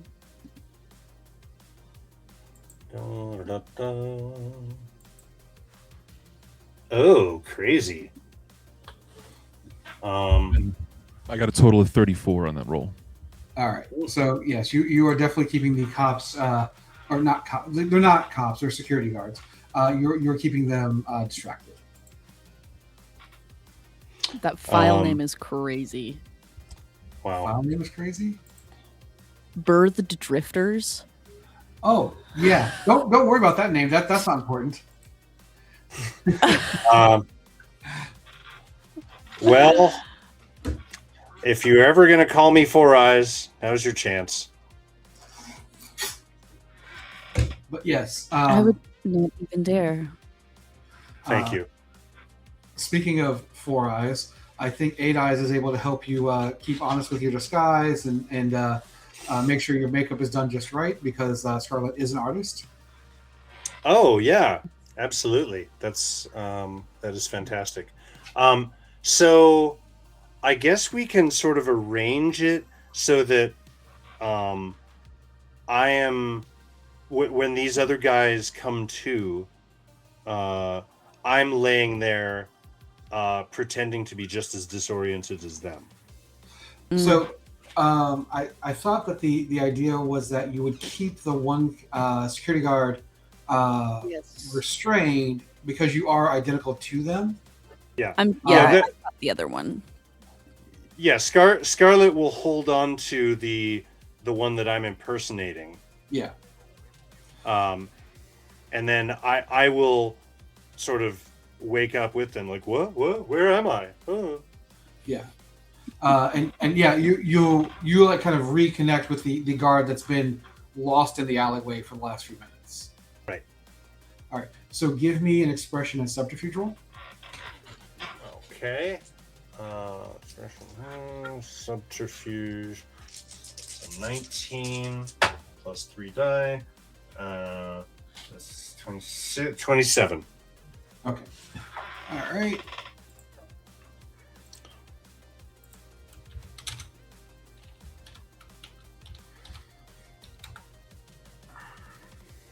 Okay. Cool. So, when the darkness fades, you and the other guard reconvene, and there's this moment of what just happened, and you, in your most convincing way, go, "I don't know," Yeah. Which is enough to sell the disguise. Yeah, I'm basically going to wait for them to speak and sort of imitate their cadence of speech. Yeah. So if they're very clipped and robotic, then I'm going to do that too. If they have an accent, I'll try and impersonate that. Yeah. So they don't have a the speech pattern is um,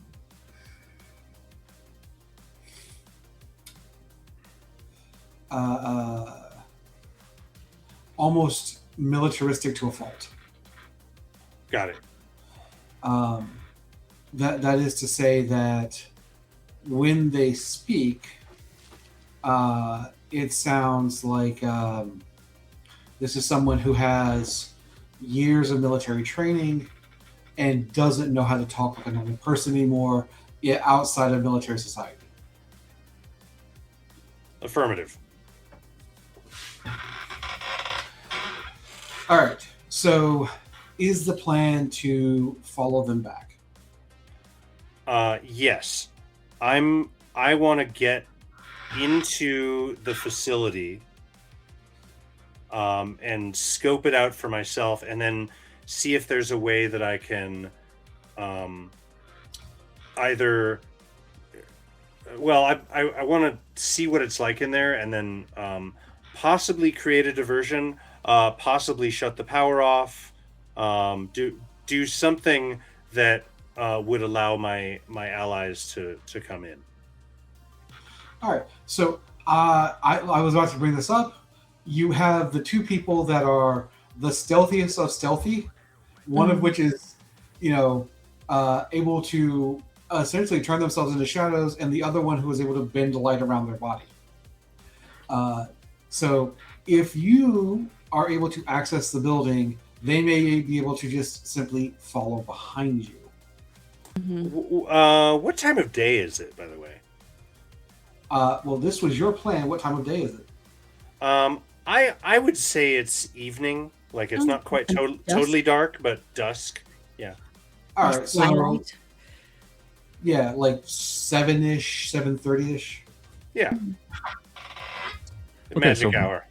Here, I'll just say, Reflector, as you're following the group in, you kind of look behind you, and for some reason there's two shadows instead of one. Awesome. Okay. All right. So yeah, I am think just Go gonna ahead. leave that other guy wrapped up in a web hanging between two buildings, and we'll go. I mean, no one looks Just up. go. It'll be fine. For now, yeah, it doesn't matter. Um,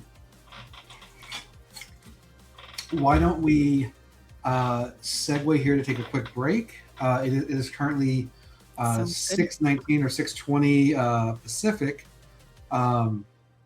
So I think we're at a good point to pause, and then when we come back, we will enter the Damuzi building. Perfect. Sweet. Sounds Excellent. good. We'll see everybody All right, after the so- break. 10? 10 Bye. minutes. Take 10. Okay. Sounds good. All right. All See right. you then. Heading to Cheers. break.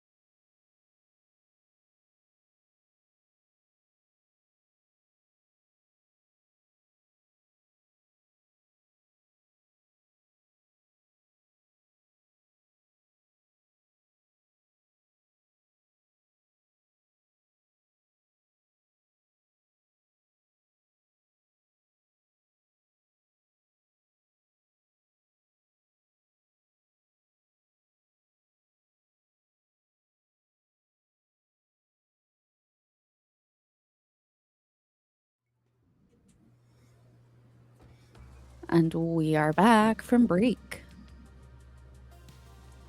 And we're back. So anyway, yeah, off screen, we did the whole thing. Thanks for listening. Just kidding. Yeah, we finished the game. We won, everyone. It was good. Yeah. We're just gonna see how things wrapped up, for you guys, but we already know how it happens. We were supposed to eat the guards, right?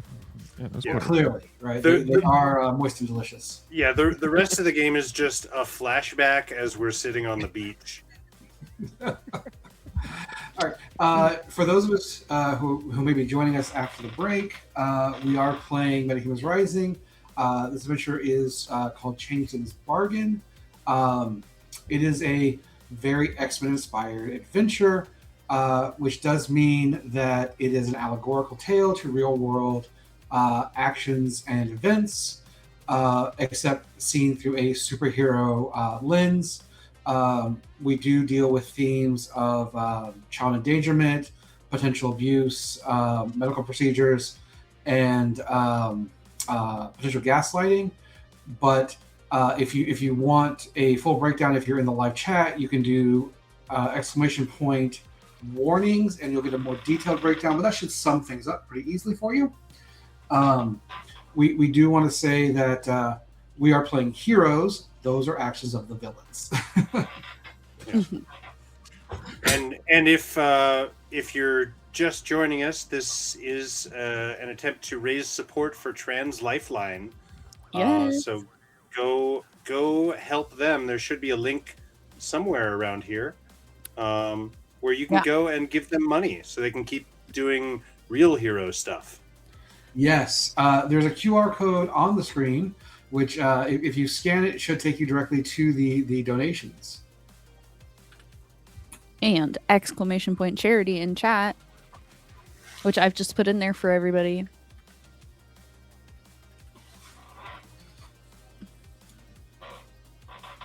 Perfect. Okay.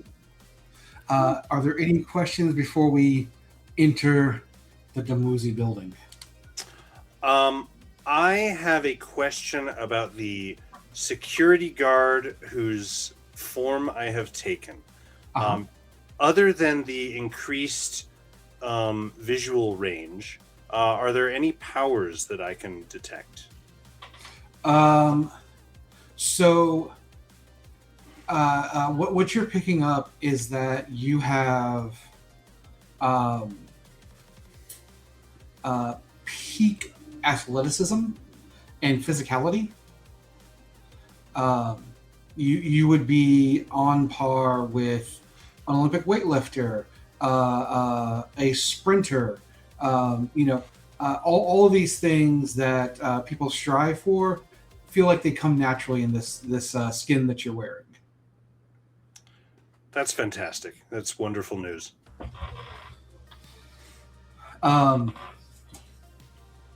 There's something else. Something good? Doesn't sound like it. Feels like if you push too hard, you would change, and you don't know what that would be or what shape it would take, but it feels like it would be almost like an emergency trigger or biological response to a threat. And you can't put your finger on it, but you know it's there to protect you. Got it. Okay, so there's some sort of fail-safe survival ability that these creatures have. Yes. Okay. All right. Well, I'll keep that under my hat for now. Like Voltorb from Pokemon? I don't have a point of reference. I'm sorry. Explode?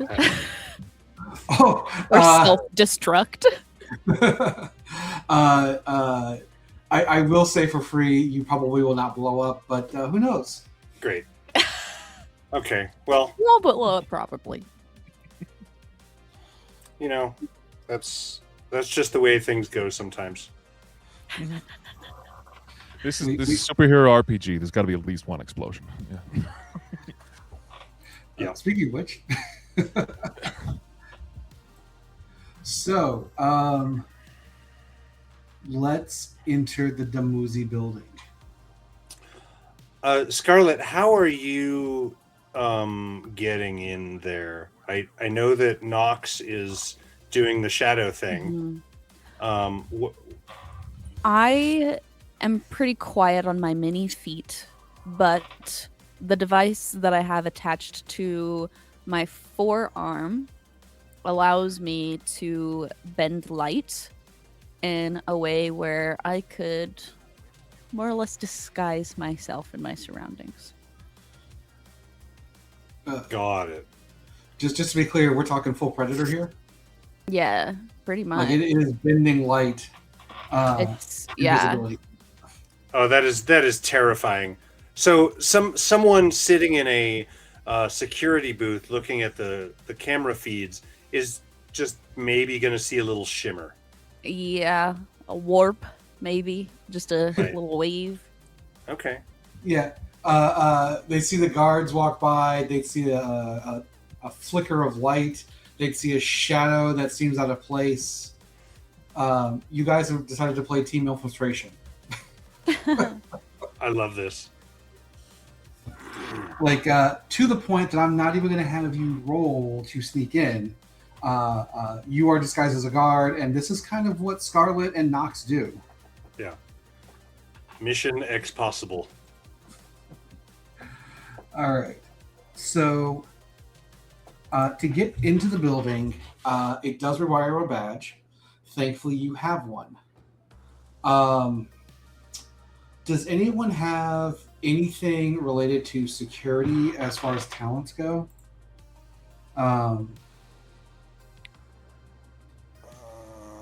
Security.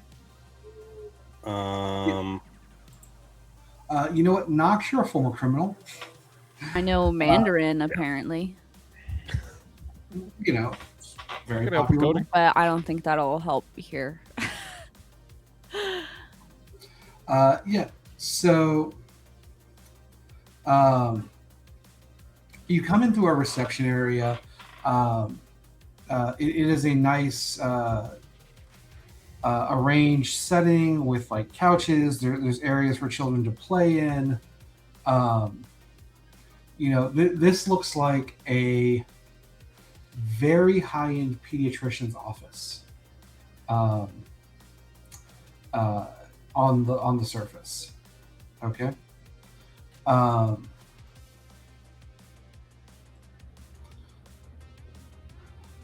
So the one thing that you do notice though is you have to use a badge to get past the front door or past the reception's door, right? And it opens up into a small room with only another door, roughly a little over 2 meters from the first door. This may seem odd, but Nox, as a former criminal, you know this as a man trap. That is to say, it is designed specifically to prevent people from tailing someone else behind them. So there is a level of security that has been baked into this building.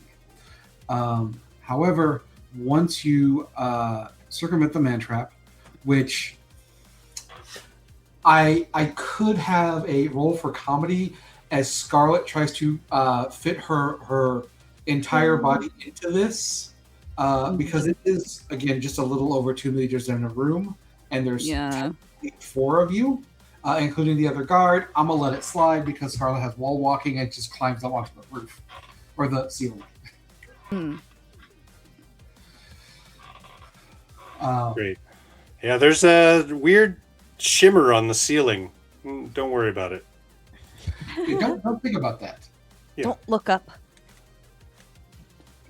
But once you're past that, you come into a hallway that has a glass wall, which it's safe to presume is a mirrored wall.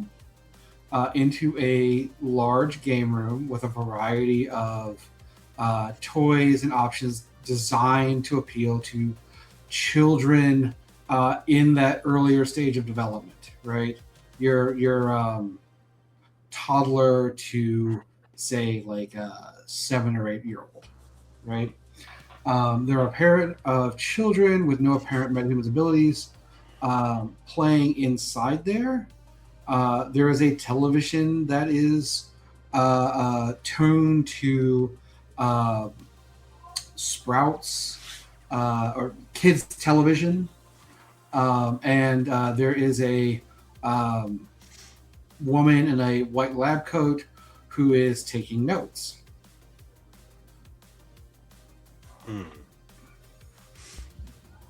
Okay, and we're on the other side of the glass from her? No. She's on the same side. Like, she is outside of the room, observing them play and taking notes of how they are playing. Right? I don't think any of you have the science talent, so I'm not going to expound on what she's doing. If you have science or education, please feel to correct me though, and I will give you more details. Negative. Yeah, I just say that with my background as living in an orphanage and also on the street, this is a little too clean for me. It's like an IKEA display.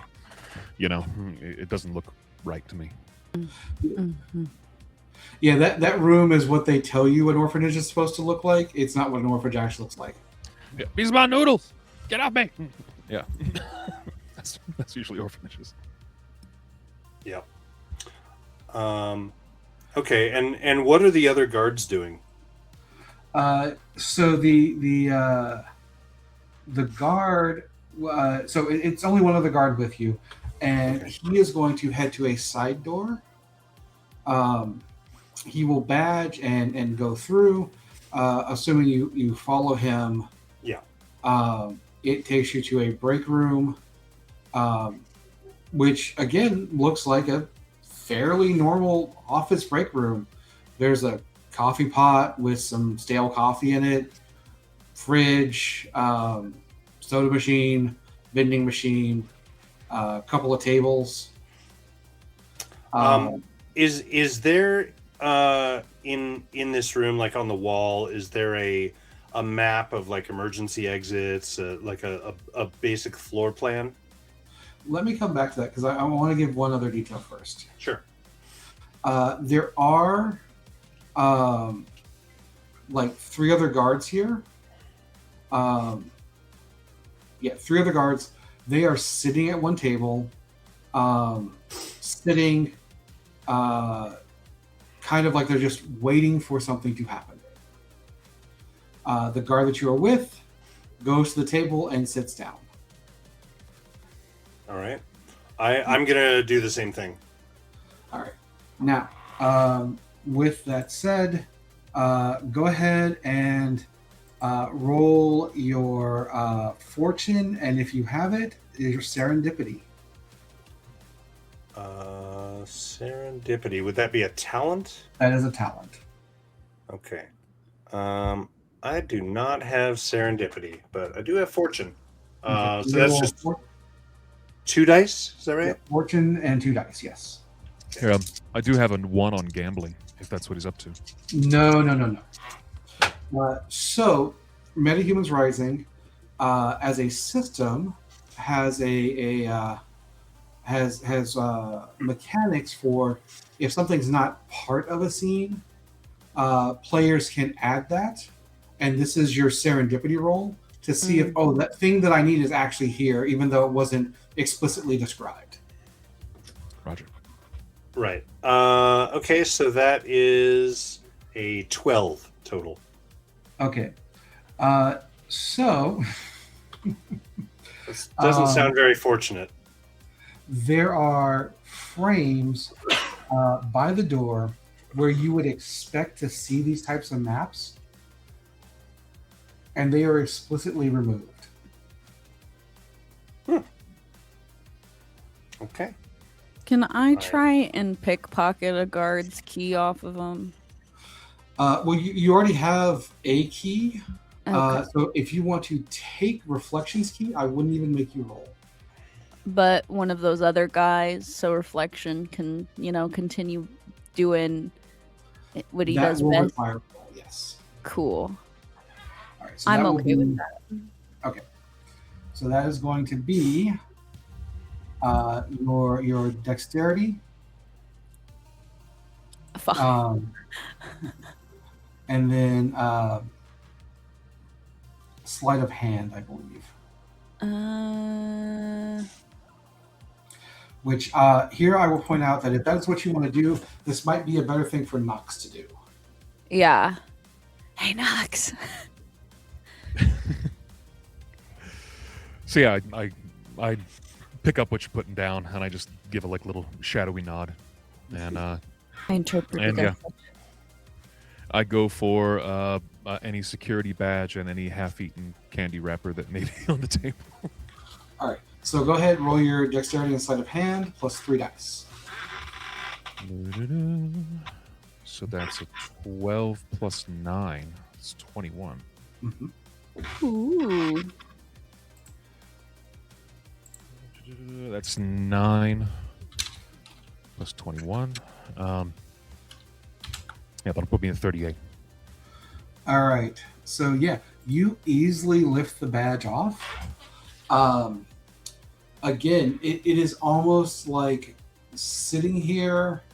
While there is nothing special about the chair, it's almost like you could picture they have like plugged themselves into a charger and are just simply waiting for their next command. Gotcha. So are they just sitting there staring? Are their eyes open? Are they interacting with each other at all? No, they're not interacting with each other at all. They all kind of have their heads down slightly. Again, not really doing anything. Got it. Oof.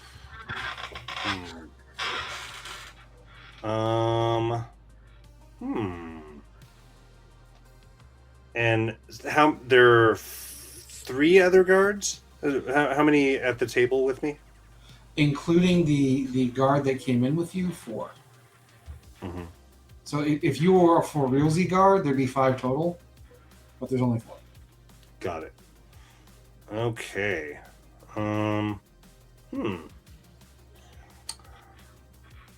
I feel like I'm a little bit trapped because if I get up, I'm going to be breaking the uniformity of behavior. And anything anomalous, I'm worried that it's going to set them off. We could open the door. We don't have to leave, but we could open the door and see if Just one as of them as a diversion. Yeah. And then sneak out Yeah. with them. I'm okay with doing that.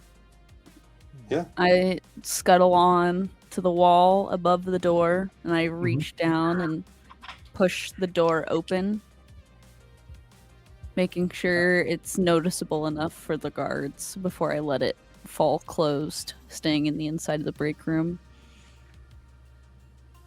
All right. So I think this falls within your white patch because you are effectively invisible while doing this. It is this weird anomalous thing where you're trying to get people's attention. And yeah, reflection, a guard start, or you can see guards starting to rise. This is an opportunity for you to stand up with them. Question: am I or any of the other guards armed? Yes. What sort of armament do we have? Just sidearms, like pistols?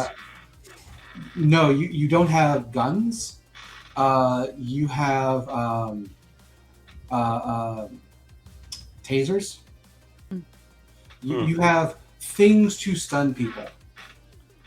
Right. Can I, with my innate sort of understanding of the physiology that I'm inhabiting, Can I tell whether a taser would affect me? Again, it feels like you have like a peak human physiology, so it would affect you as much as it would affect an athletic person. Right. So maybe, maybe not. Okay. Assuming it's a normal taser, correct. Got it.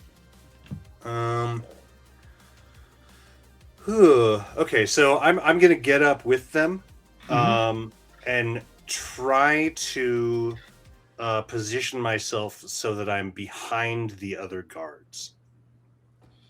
All right. So one guard says anomalous behavior detected.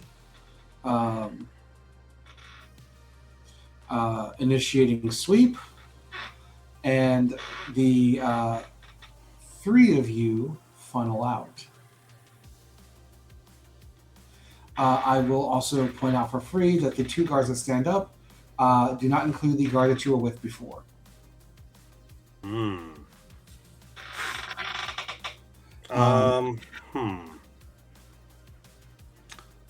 I'm still gonna go ahead and stand up. Yeah. Give me an expression and subterfuge roll. Okay. Expression and subterfuge. 19. I mean, at least they're part of a team and they take turns. Ooh. Okay, so that's a 19 plus 13.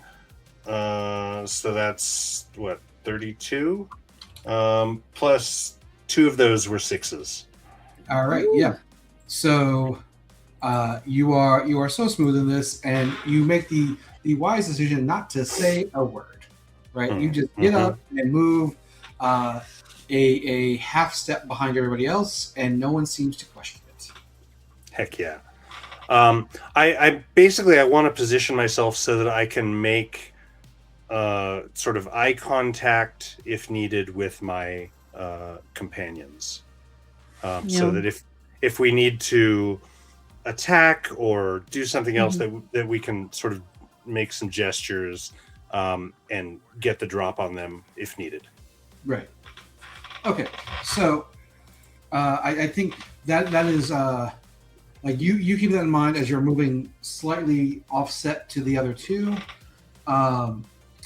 Whereas they know to, like, hey, you're the one that's opening doors while they're effectively invisible.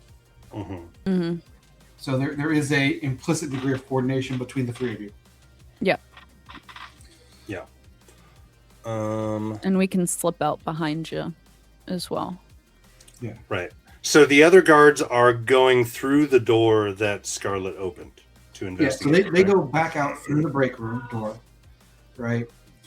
You follow through, and then they go down the hallway where the doctor was observing the two children in the playroom. They come to another door, which is also another like man trap, right? Things are getting very cramped here because there are the extra bodies, but again, Scarlet's wall walking is doing a lot of heavy lifting to prevent you from tipping off the guards so far. This seems like it might be a decent opportunity to attack if we needed to. In the now man that we trap? now that we have them in an enclosed space. I What like do you it. guys think? So I'm not opposed to this. What I will say though is they are opening doors for you deeper into the Muzi building. So Got it. Just a quick question on area. Do I spy any elevators that go down? Not yet. Okay. So while you didn't fully explore the first floor, you get the impression that the front part of the building is extremely limited. This is what they want people to see. Okay, gotcha. Got it. So, team, if you want to hit him while we're in the man trap room, I'm gonna position myself. I don't know. Yeah, they haven't opened up the door yet. Getting in a fight in a man trap is very difficult.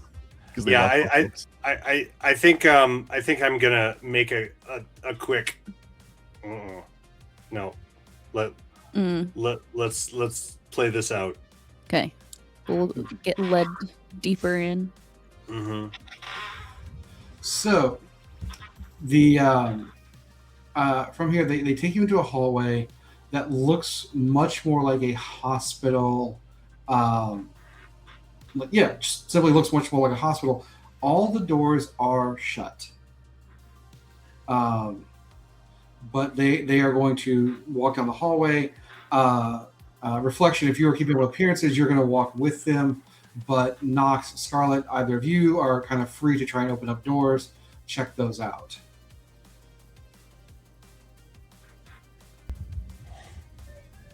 Yeah, so Scarlet, you have the key card. So if these doors are locked, you'll be able to open them. Yeah. No, we'll do it if we can branch off. Okay. So, Scarlet, give me a dexterity and stealth roll. Okay. This is more sound based, so I don't think your power is going to help here. Yeah, I technically don't have stealth. I do have dexterity. How would... Oh, wait. I'm sorry. Nox is the one that has the key card. Oh, yeah. But you had the idea to lift the key card. Nox is the one that did it because they're more adept at it. Nox, on the other hand, does have stealth. And so, go ahead and, same statement. Go ahead and roll your dex and stealth. But this is a situation where your power isn't going to apply because it is more audio-based. Gotcha.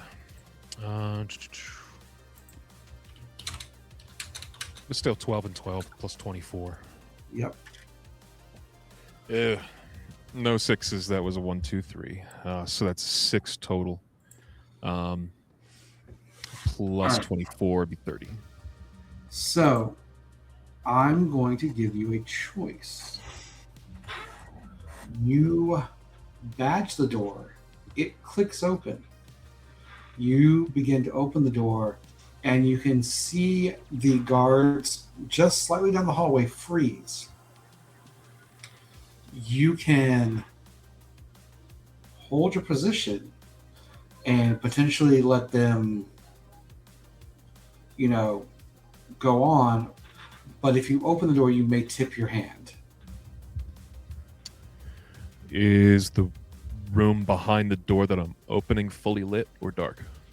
You don't know. You literally, this is like you put your hand on the door, it made a sound, and you froze before the guards turned around.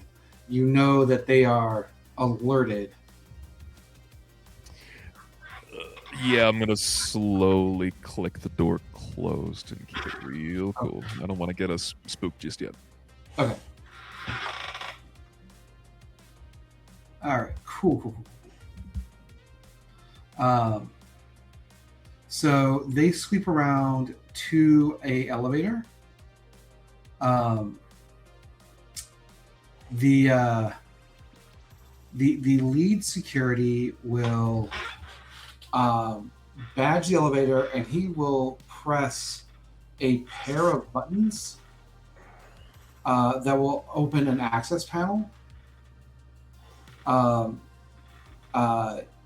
Reflection, since you're with that group, you will see that they are kind of going over access logs. And they say no unauthorized access detected. Return, let's return, essentially. Okay. And I can see which buttons they pressed to reveal the panel. Yeah, it was a badge click, and then they hit. So it's almost like a dial pad setup, Mm-hmm. and they hit asterisks and pound. Right. Okay. Well, I'm going to file that one away in case it comes up. But they're turning back toward the door that Nox accessed.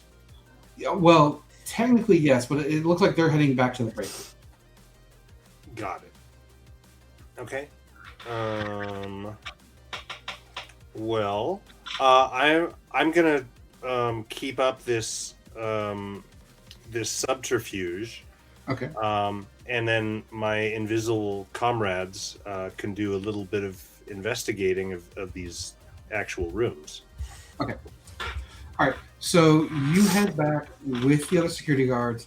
This frees up Nox and Scarlet to explore the medical rooms. Mm-hmm. So once your team of guards are gone, you're able to freely open a door, right? Mhm. And then inside, what you see is a room almost identical to how Mindy drew it. There is no windows. There is only a light above the bed. And inside the room is a small body with incomplete facial features lying on the bed. The light shines on it much like a heat lamp as images of a child flash before it.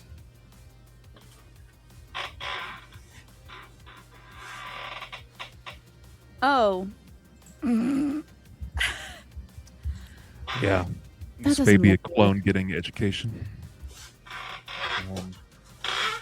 I'm gonna like cock my head and just like taking in all of the information as something that is also very foreign to this world. And I would like to roll some sort of like intuition about this. I would like to get some more insight on this thing and what sort of information it's feeding it. Sure. So let's do this because we can actually play with your background a little bit. Yeah. Not that you're a art collector, but this is more the nature of you being a Thadmar, Mhm. right? So I want you to roll your history and your drive imposter syndrome. Okay. So that's Believe gonna be me, it'll make sense later. Take a willpower for that, by the way. So Okay. this will be 13 and 3 dice. 13 and 3. Okay. Mhm. Well, 1 6 so far. 2 so 2 2 6. That's a 10 and 23. Excellent. So, things to know about the Thadmar. You came from a dying planet. Your culture built a massive world ship and selected something like 1% of the surviving population, where they took people from all walks of life based on estimated survival rates, things like that. The problem is they picked Earth based on the Earth that they saw, and that Earth was like the Jurassic period, right? The Thadmar being giant spiders, they actually have a similar oxygenation system where they have small ports between their plating, and as they move, it forces oxygen into their body, right? This is what led to the terraforming event where when the world ship reached Earth, the environment was not the same and they needed higher oxygen levels. It took them several millions of years to arrive, and that's part of the problem. Why is this relevant? This is relevant because the world ship was designed with what was called the mother web, a supercomputing AI designed to protect and prepare the planet for their arrival. And the mother web saw the environment changing, and so began developing terraforming equipment, saw the rise of humanity, and began preparing a assault force. Now, the world ship was not designed for war. It was simply a life raft to preserve the species. And so, as part of that, the mother web AI ran a calculation on the hibernating. So spiders don't actually sleep; they go into this kind of low power mode. But essentially, identifying the Thadmar that were the least likely to awaken upon Earth, and converted them into cybernetic soldiers. Right. As part of that, they were fed programming through the mother web and hibernation chambers, and this is kind of what clicks for Scarlet, because you are very well aware of the atrocities that the mother web did, not just to Earth, but to Thadmar people who may have survived but had a lower probability. And you know that their brains were rewritten through this kind of interspersed programming. And looking at the imagery, it strikes you as like this vessel is being programmed to be that child. Yeah. Does that all kind of jive, make sense? Yeah. Yeah.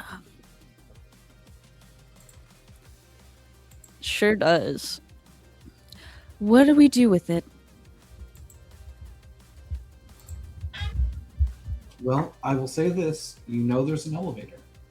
And there are parts of this building you have not explored yet. That's true. The question is, how do you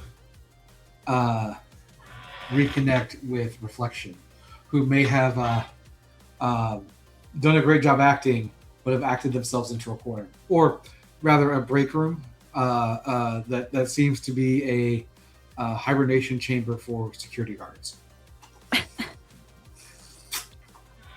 Yeah, personally, I'm interested in the pop-out secret panel. I'm wondering if if I can put an order into the computer that the guards would receive, like the order that they got to return to the break room. Okay. So you're wondering if you can maybe create a false command through that panel. That could be fun. Yeah. I'll say it's Sherry's 35th birthday party, and there's cake out in the parking lot. All right. So do you have the computer skill? Let me see.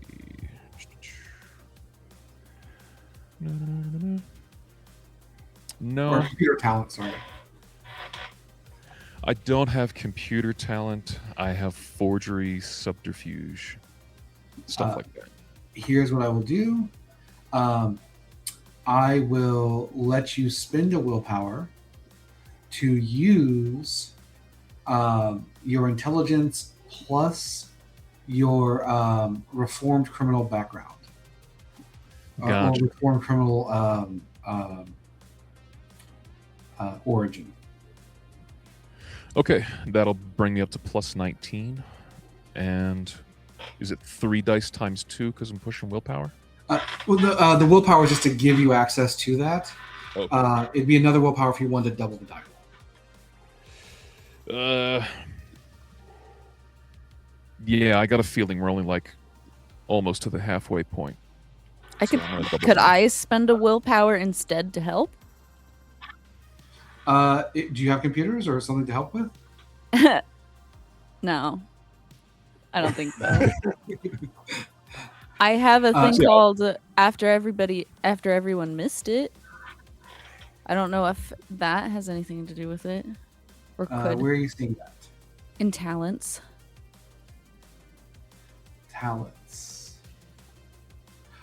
Forensics after everyone missed it. So this is when you're like trying to look for something very specific. I see. You actually get a bonus if other people fail their rolls. Oh, okay. Okay. It's kind of the artist thing, like, oh yeah, Mhm. I see that. I got you. All right. So Nox, let's see how this shakes out for you. All right, 3d6 times 2. So that's yeah, 10 plus no, doubled, sorry. So 20. So it's 10, doubled is 20, plus 19 is 39. All right. So yeah, easy breezy. You have clearly broken into computer systems before. Shh, don't tell nobody. You're like, I wasn't always a hero. Activate candy machine. Activate candy machine. Damn it. You know. I don't judge. And with a 39, what I'll say is you set it up so that you get all of the doors to start locking and unlocking at the same time. And this will trigger all the guards to get up and start investigating. Heck yeah. Excellent. All right. This will give Reflection cover to come meet you guys. We can even say that the elevator doors keep opening and closing as part of this. So the elevator is just waiting for you to actually step in. Awesome. Now, important elevatory notes. The elevator has 3 options, B, G, and 2.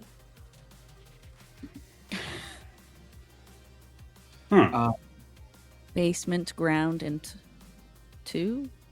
Yes. Okay. This is a 3-story building, but it does not go to the 3rd story. But it also has this basement option for you. I will remind everyone that the parking lot is easily double the space required for the potential number of people that might actually work here, but that's if this place was crowded. Do we want to start from the bottom and work our way up? I'm good in dark basements. Yes. Yeah. Sounds good. All right. I'm gonna see if there's a way that I can slip away from the guards, like if they turn a corner and I head for the elevator. Oh yeah, the distraction that Nox sets up is easy for you to slip away because they have to investigate like every door, Right. And then you're just like, well, I'm going to go look at the elevator, and that's a thing that makes sense because the elevator is opening and closing. Got it. Okay. Yeah. So checking out the elevator. Yeah. So I will. I'm gonna head down to the basement and. Yeah, this allows the 3 of you to all like reconnect. Yeah. Fantastic. And keep your cover. Sweet. This looks like you've entered into the main lab. The hall is again lined with 2-way glass and shows rooms with various pieces of medical equipment.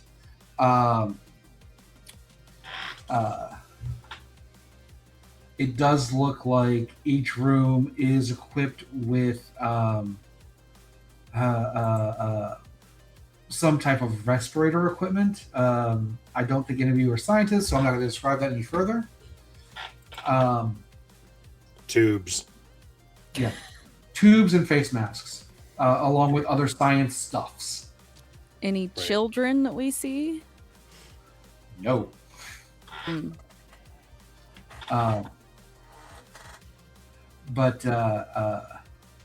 This is clearly set up to be some type of main lab.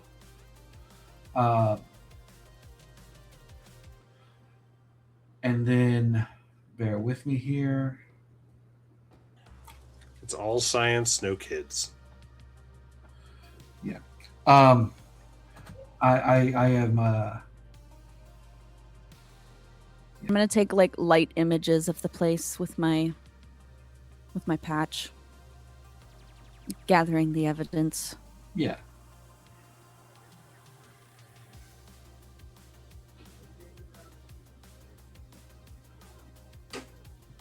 Okay, so exploring the main lab. Give me a okay. We've actually come to the forensics portion of the adventure. I need a sense and forensics roll. So I got that. I will ask Nox and Reflection to roll first, and then we will hold off on Scarlet because you actually have a specialty for going after everybody else if they don't make it. Mm-hmm. I do not have forensics, but I do have sense. Yep. So you roll sense and 2 dice. Okay. Oh wait. I'm sorry.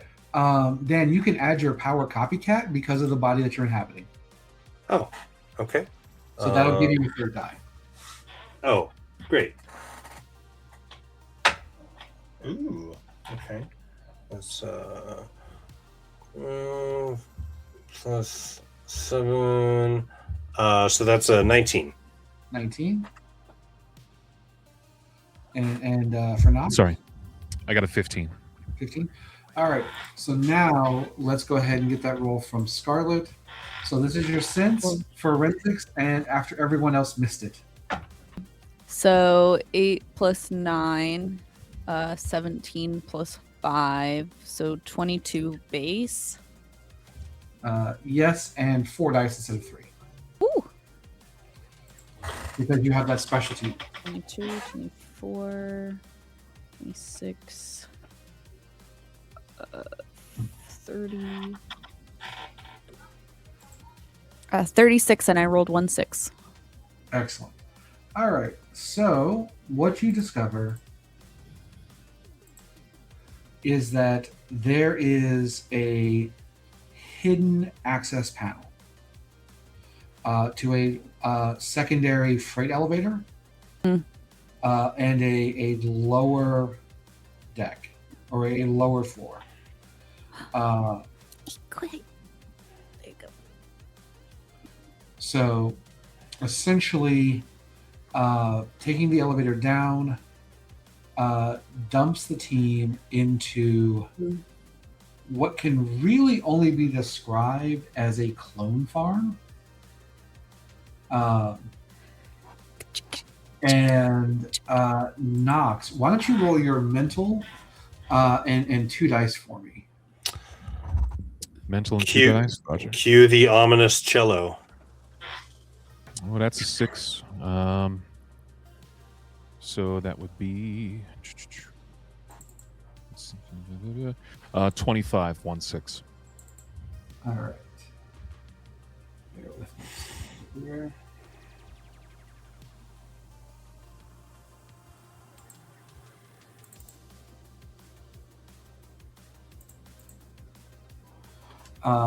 Nox, you are definitely having some flashbacks because you recognize these chambers, and it is nothing good. So yeah. Reflector, you're gonna feel like a hand over your shoulder slowly squeezing. You hear, "Tuesday's pudding night." Wow. So there was a moment early on in your heroing career where Nox was actually kidnapped by a faction called Chimera and introduced into what they call birthing chambers. This is where they make their soldiers, but you were part of a plan to share metahuman abilities across all of their drifters. Those are the names of their soldiers. And this actually created an inexplicable bond with one of the drifters who escaped with you. Her name, because drifters have scrambled memories, she only barely remembers her life before, but has chosen the hero name Elf. I posted a picture of one's past events in the chat, but as a harsh reminder of you have a sudden and sinking understanding of what is happening. So yeah, as I shake myself out of it, of course, I share this with my teammates. Like, Chimera. And I explain the experience. How ghastly. That's not good. Fire time. No. Arson. So yes, essentially, I am going to say this delicately. To be clear, the children that are in the chambers are not in any kind of immediate danger, right? But you can see that it looks like there are metahuman children being kept here, and their bodies are being analyzed, and a secondary chamber where a copy is being made. Okay. How many of them are? How many children are there in this area?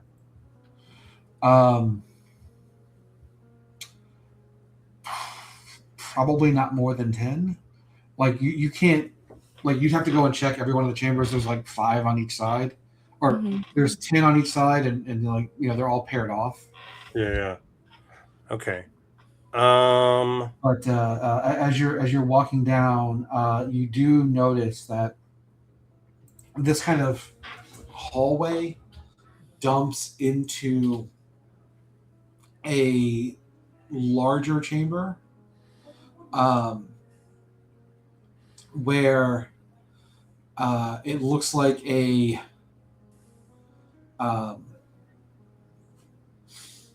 loading zone where these tanks are being taken to a vessel. Okay. So, and here, by the way, this is where you see the guard that you're impersonating, but not in their disguises, right? So, turquoise skin, snazzy chimera uniforms, pulse rifles, all that jazz, right? Here's where the mask drops. Right. So there are guards that are patrolling around with pulse rifles. Is that what you're saying? It is not that they are patrolling around. It is that they are performing actions such as loading and unloading the birthing chambers, checking scientific equipment, doing things for the true purpose of this operation. Got it. Which seems to be to take the real children and after a clone has been developed. We've got to find out where the children are being taken. How many of these personnel are there that are milling about doing stuff? Probably at least 2 dozen. Okay, so this is a big operation. Yeah. Now, I want to be clear about a few things that we've talked about previously in the campaign or in the adventure. Dumuzi was bought out 8 months ago. Mindy was the first, but there are other kids that have been signed up. So, while you cannot know for sure, this is probably the first generation that is being loaded onto the craft. Got it. And does the craft have an assigned driver? It is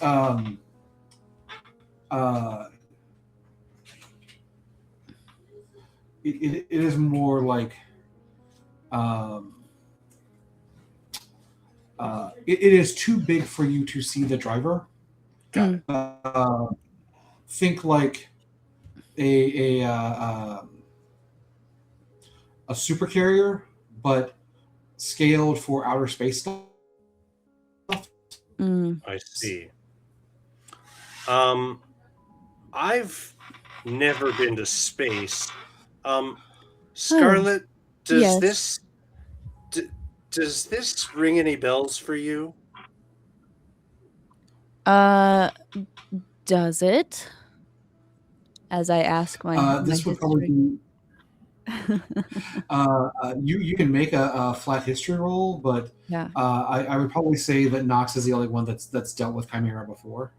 Yes. Um, Because this is but, not like the mothership, if you will. right. This is not Fadmar technology. This is very much a Earthican technology. So just some notes, things that Nox knows. Chimera is a techno cult that believes that forced human evolution is the only way to prevent extinction. And so they are looking to generate a better human, right? They don't necessarily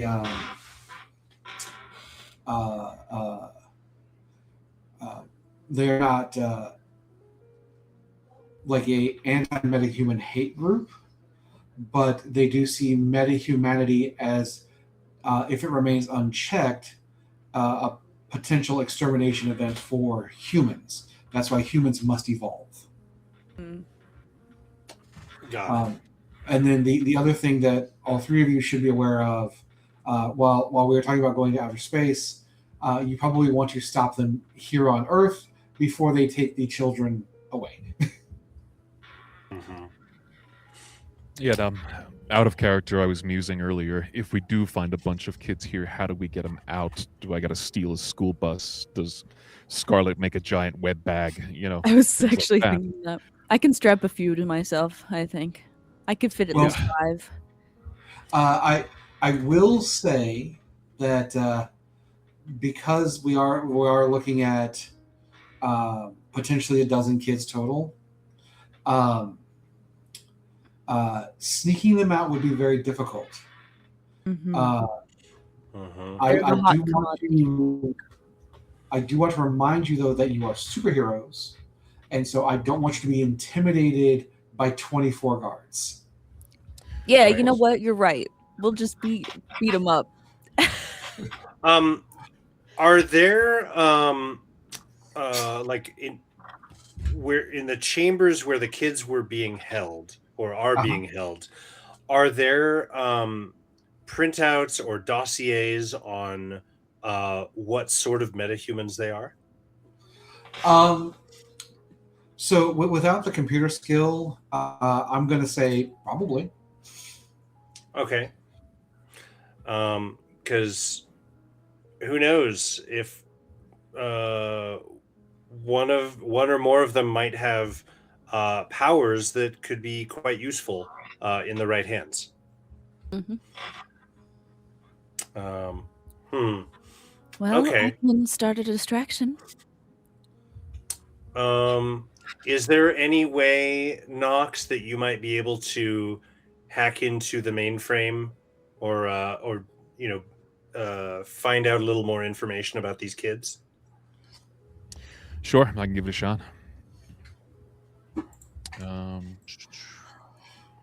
Because if I have to turn into an 8-year-old fire starter, or whatever, willing to do it. So if I do mental and criminal underworld, that'll be plus 24, I think. So it'd be intelligence and criminal underworld, but that does cost you a willpower to use your criminal underworld again. Reformed criminal. So it'd be 19 and 3 dice. 19, 3 dice, aye.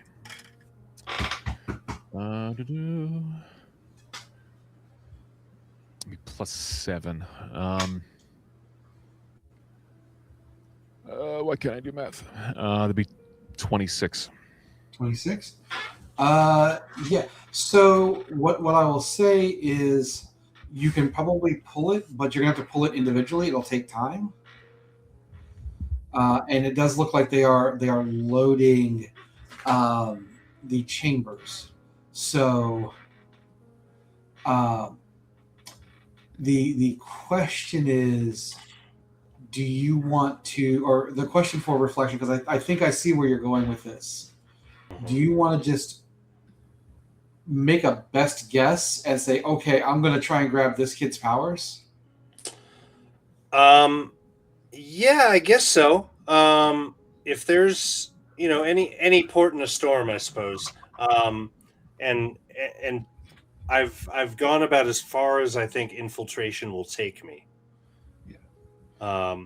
So if one of them has a cool power, that's great. I should probably just go into a chamber where there isn't a guard, and make contact. Yeah. All right. So roll your fortune and intuition. Okay. Fortune and intuition. Okay. And that's 3 dice. Yes. That's 9. This is essentially I'm making a guess roll, and let's see how lucky your guess is. So that is a 22, and I got a 6. All right. So, let's go with what you said. You pick a kid. He has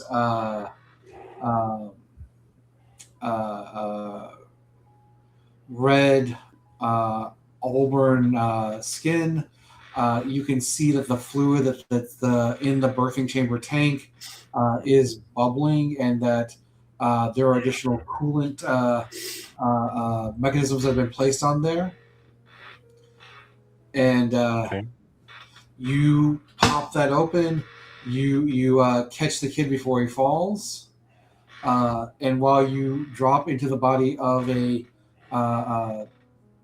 6-year-old, you are gifted with a body of fire and the ability to create flaming projectiles.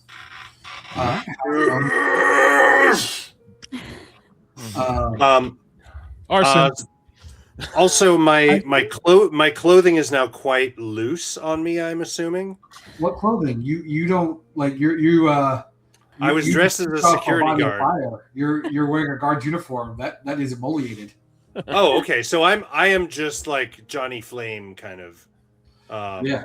So I am a ball of fire. No more hiding, I guess. Yeah. That was going to be my next thing. You have very clearly made your presence known. Perfect.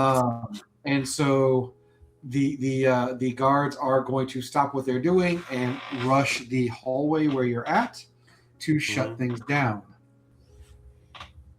I would love to act unless we have an initiative we're going to go in. That is where I'm going to go next. Perfect. And I want to remind everyone that going into this action scene, both Nox and Scarlet are hidden. This may be important based on what actions you choose to take. All right, so if you look at your character sheet, on the right-hand side, you should see an initiative value and a number of dice. So that is what you will roll.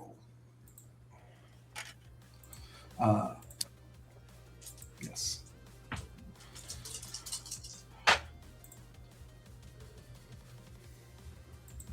37. All right, bear with me just a moment. Sorry. No, you're good.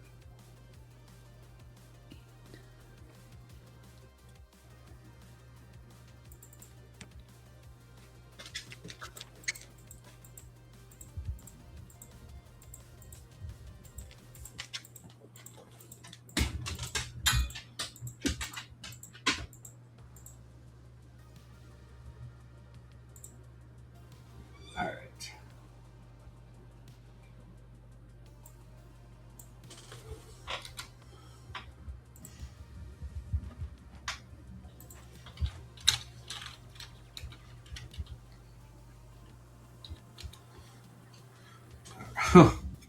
Awesome. And you said you had a 36 for Nox? 37. 37 for Nox. Did you roll any sixes? I did not. Okay. All right. And how about for Scarlet and Reflection? 32 with 1 6. All right. Take a willpower for that. 28 with no sixes. All right. Okay. So, as a reminder for my returning players and for new players and for anyone listening, the way we handle initiative in this game is we go from lowest to highest, with the note that if you have a higher initiative, you can interrupt something that's happening. This means that heroes, for example, let's say you see someone about to shoot an innocent civilian. As a hero with a higher initiative, you can say, I intercept the bullet, I disarm the criminal, that sort of thing. And then you roll off. Got it. Okay.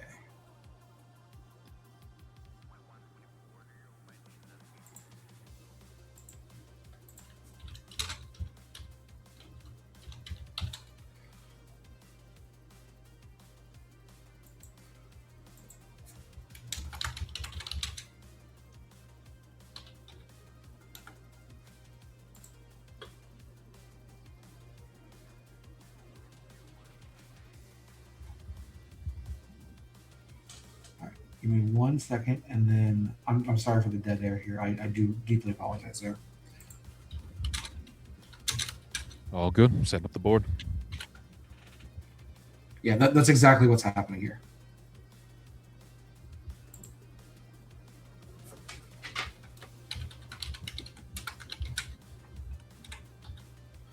Okay, so the drifters are going to act first because all of you have higher initiative. Seeing that it is a chamber that opened and there are 2 children there, they don't immediately start firing. They're not going to attack you directly because there's a harm the product. Yeah, they don't initially twig that, oh no, this is a clone, right? Or not a clone. This is someone who's doubled the powers, Right. They might actually think, oh wait, no, is there a cloning issue or something to that effect? So they're going to rush in. They're going to close the distance, and they will try and grapple Reflection to get both of you, or you and the child, back into the birthing chamber and back into a sedated state. Got it. All right. So I will make a roll for them. Just as a note, the way grappling works is you take a -10 to your roll. It doesn't do damage because it's grappling somebody, and you can do damage later on. But for the initial roll, it's just 10 less than the normal attack roll. Okay? Now, can I choose when I absorb someone's power, or is that involuntary? It is involuntary. So if they touch you, you're going to get their powers. Got it. Okay. So I need to keep them from touching me. Yes. Okay. Great. By the way, I will say that you already automatically have a defense. Okay, that is a static value, but you can choose to spend an action and add the dice that are next to it for an active defense. Everyone gets 2 actions per turn. Okay. All right. So now, my attempt to hug reflection.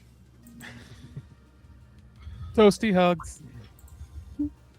Yeah, no. These are genetically modified shock troops. They're okay with getting burned to do this. Yeah. I'm gonna evade like crazy. All right. So that is a 26. What is your defense? Or your normal defense? Let's see. Normal defense is 24. All right. With 3 dice and 2 armor. Okay. So if you want to spend an action, you will beat their 26 just by default. Okay. Yeah, I'm gonna do that. I don't want none of them touching me. All right. So that is their action. So they're considered a mob, and what that means is, depending on the size of the mob, they get certain bonuses. Effectively, more stamina, armor, and better attack rolls. Because there's a bunch of people trying to do the similar things. But I only roll once for the group. Got it. Okay. So Scarlet, you are next. Mm-hmm. I want to use my light patch to create a tricky construct and spend a willpower, because I'm assuming they're close together. Some of them are. And I would like to create a shape like a cylinder descending from the ceiling where I'm probably hanging out at to crush them. Okay, so it sounds like you're trying 2 actions. Yeah. But I was a little bit confused on the first one. So the flavored attack, so the hard light constructs, which I think I could spend a willpower to create a tricky effect. Oh, and I see. I just wanted to add radius so I can include more than one. Oh, yeah, perfect. Yep, you can do that. No problem. Cool. And so that is 26 plus 3 dice. Yes.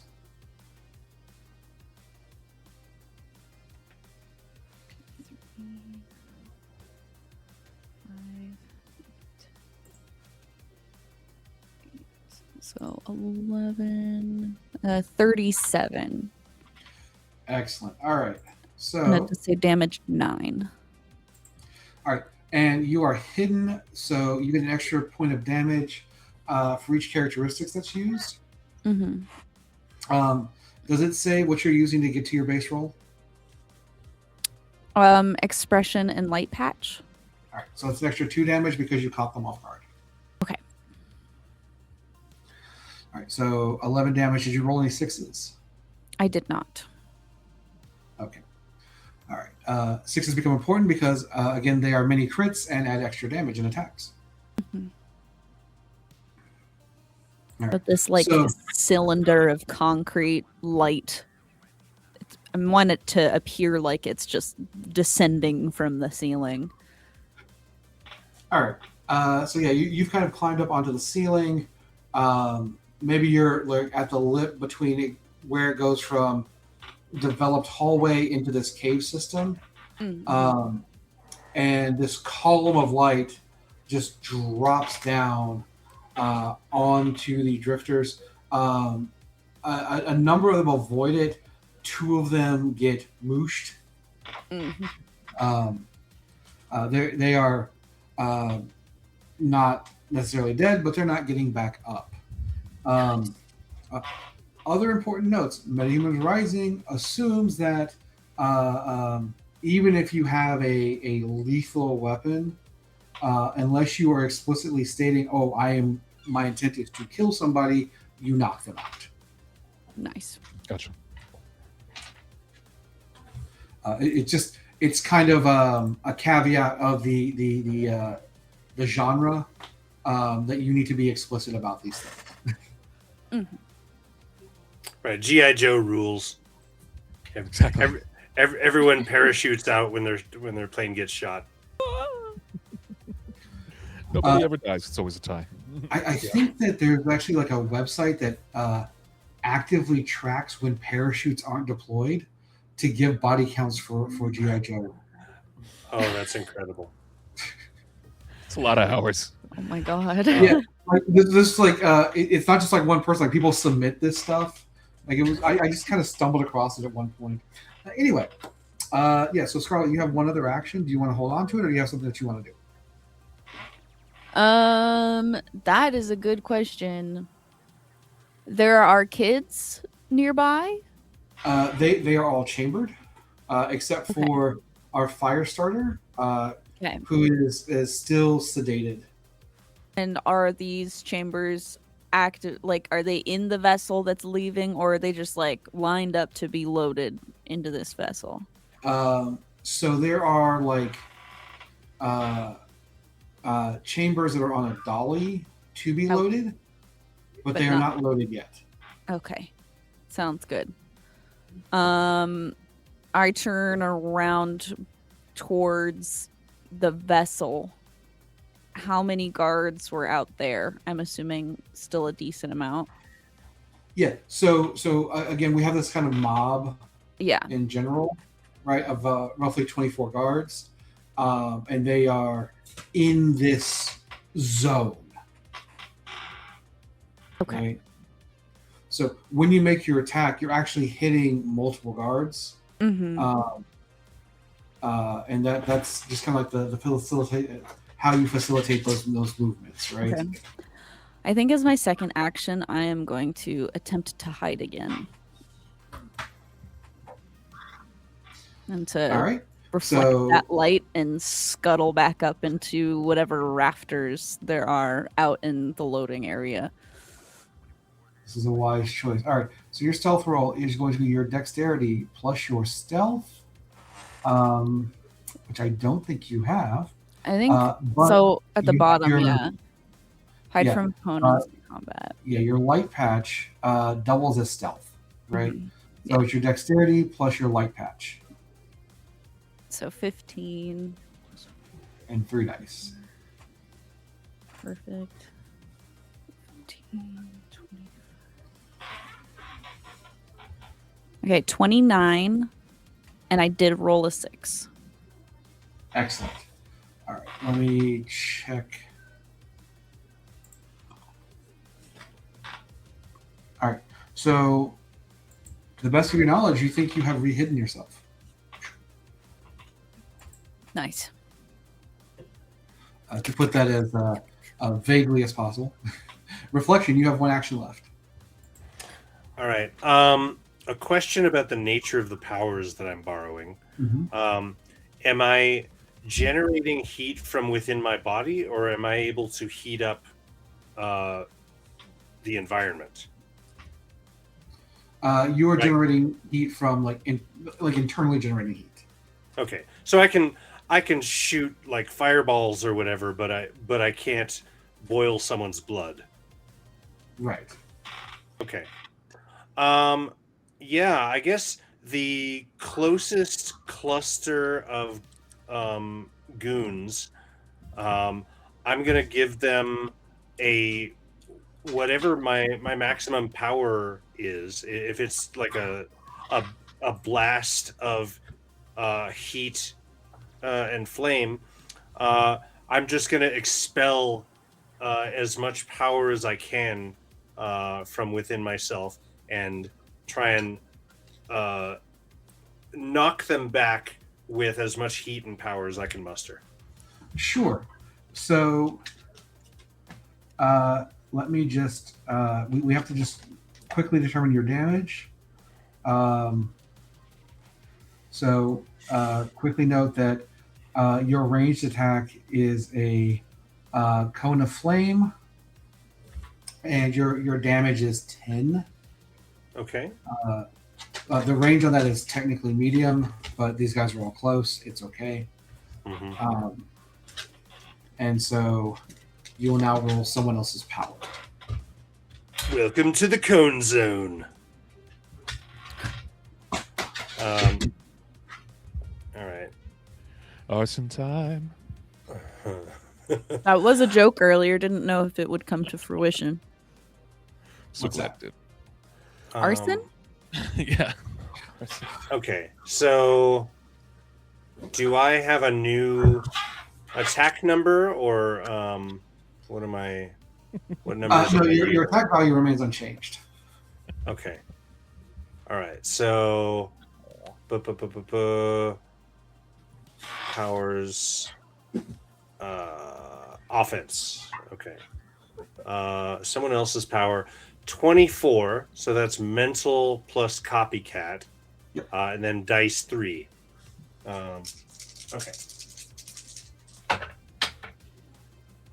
Okay. That's 4, 4, and 6. So that's 14 plus 24. That's 38. All right, that will hit, and then you get to add 2 damage because you rolled a 6, so that's 12 total.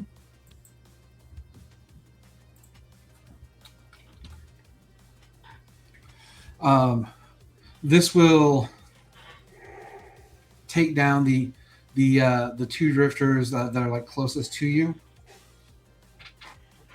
Great. Because they take the brunt of the flames. Great. Okay.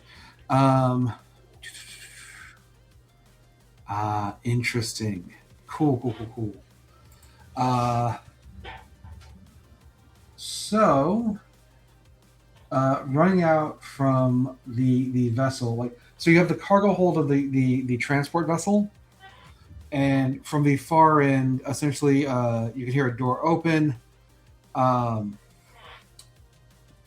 Dr. Carter will present himself. I killed him.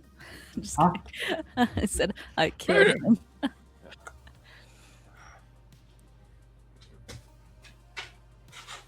It looks like he is carrying a rifle that is different from the others. But their action is simply to come out, assess the situation. Oh, wait, no. I can shoot a little kid with this. This is fine. So Carter will fire on reflection.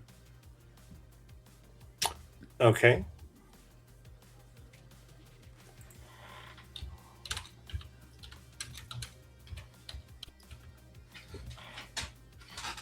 Any way I can interrupt with my initiative? Your initiative is higher. They're going to fire their pain-inducing rifle.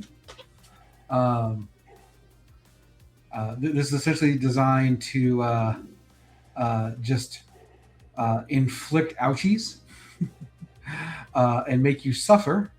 So that is a 32 to hit. And how did you want to try and interrupt? I think I'll do Shadow Blades into his arm, knock off his aim, or drop the weapon. All right. So you're going to make an attack roll. You're at -10. You need to roll higher than a 32. Higher than a 32. Wait, his attack roll was 32? Yes. All right, Shadow Blade, 26 dice is 3. I'm just a caveat here.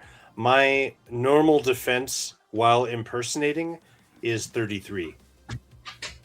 Okay, Oh, really? So that will be a partial success if Nox does not intervene. Got it. Okay. Ooh. Should I take a chance on the dice, or should I let him shoot? I mean, I would love to not be shot with the pain gun, Yeah. So yeah, let's see what I get here. All right. There we go. No 6s, but 5, 4, 1. So 10 plus 26 is 36. All right. So 36, that's within 5. That means that you have a partial success. So we're going to get weird with it. Excellent. Right? Partial success on interrupted actions mean that both things happen at once. Right? Reflection gets hit, but then at the same time, your shadow blades slice into Carter's arm. How much damage does the shadow blade do? Shadow Blade, 4 damage. Okay. I think there should be a note. Because you are hidden, you get to do extra damage.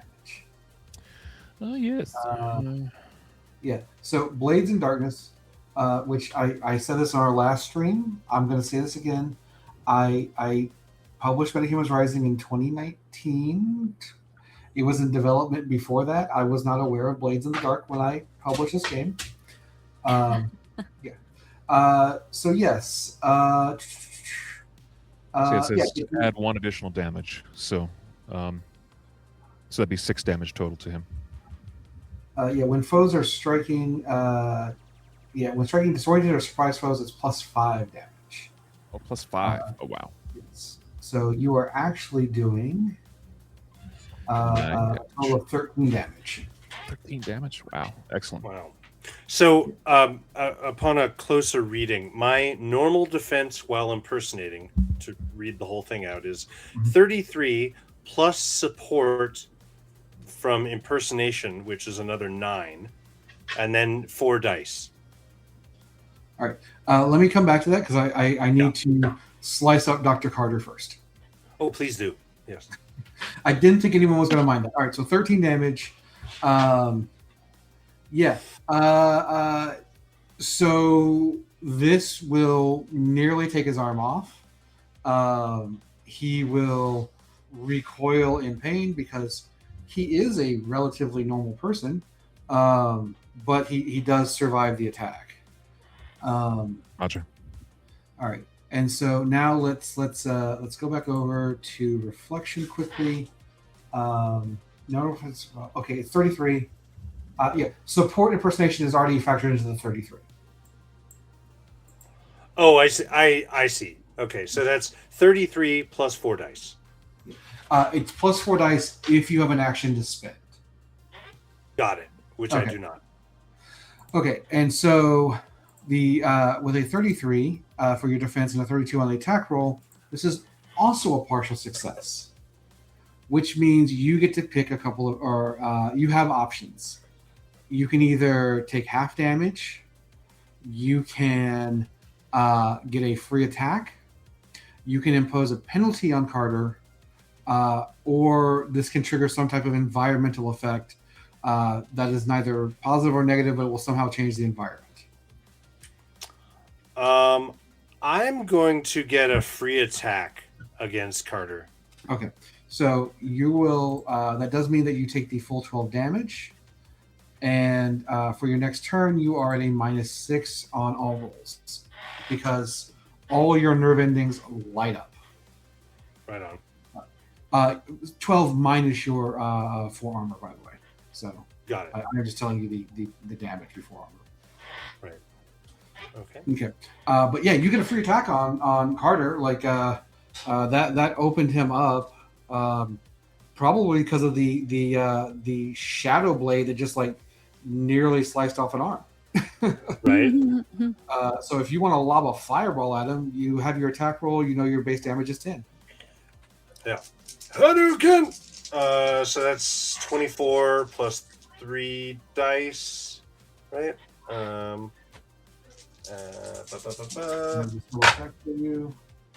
Someone has this power. 24, 3 dice. Okay, so that's a 2, a 3, and a 6, 9, 11, 35.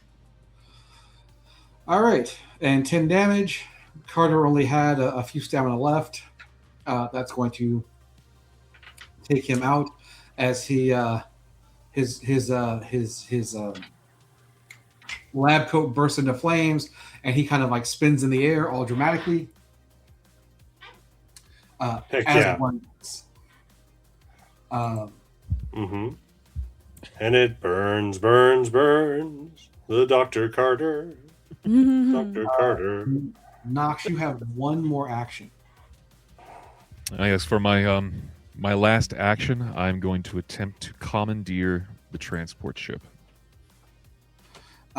So that is effectively a movement action to get to the transport ship controls. Roger. Which, nothing wrong with that. I just want to make sure that you are aware that you're spending your turn moving, because you have to. You're changing range increments essentially. Yeah, here. I'll make it cool and use my shadow fly. And where is it? Okay. Yeah, your shadow flight. Awesome. Yeah, I don't think I have to roll anything for it. But yeah, just like a Moon Knight type, unfurl the cape and glide. You know, this passing shadow going over top of flame. Exactly. Cool. And I love that I get to drop this in here. Yeah, so you take on Wings of Shadow, shoot towards the front of the transport vessel, only to be met with what looks like a drifter of obscenely large size. Excellent.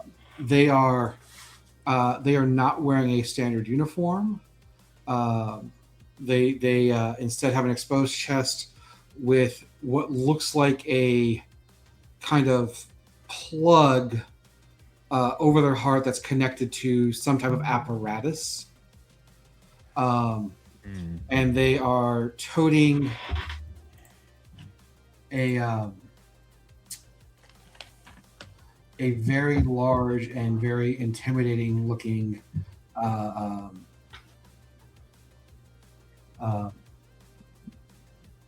why is it I'm not coming through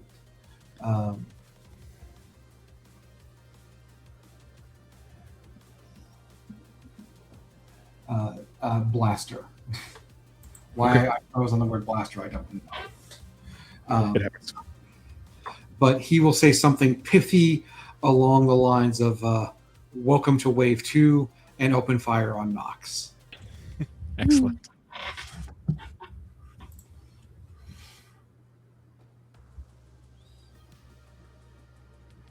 All right. Okay, cool.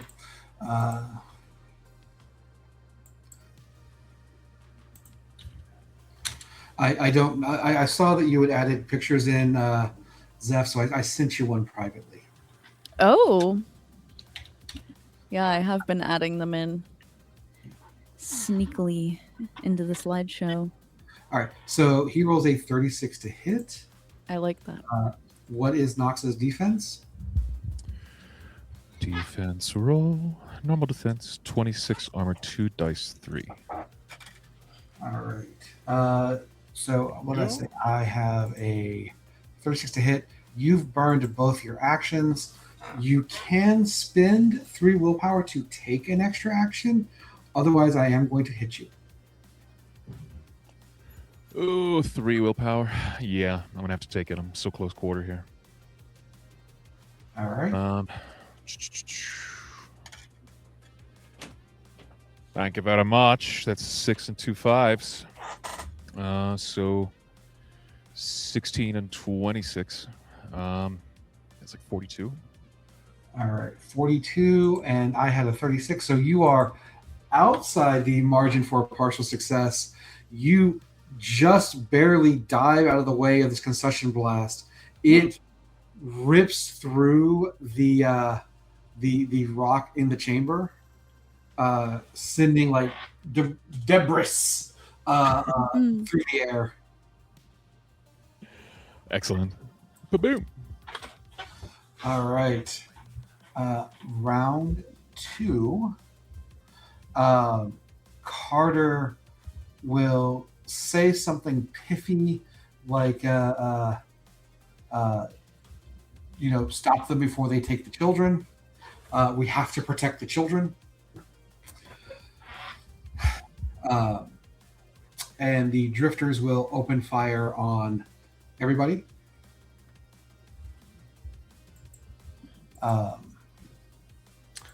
Protect is doing a lot of heavy lifting there. Yeah. Yes, it is. It is a matter of perspective. And when I say that, I mean that he is a very bad person. Well, fortunately, his perspective is no longer an issue. Yeah. All right. So I am going to roll. I cannot hit Nox because Nox has gone to the front of the transport.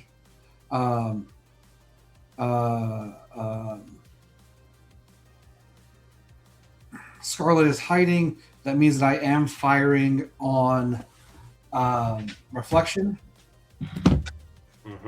which I will remind anyone that's listening, reflection may be in a child's body, but is a 17-year-old trained metahuman superhero. So I feel this is an important note, at least in my mind.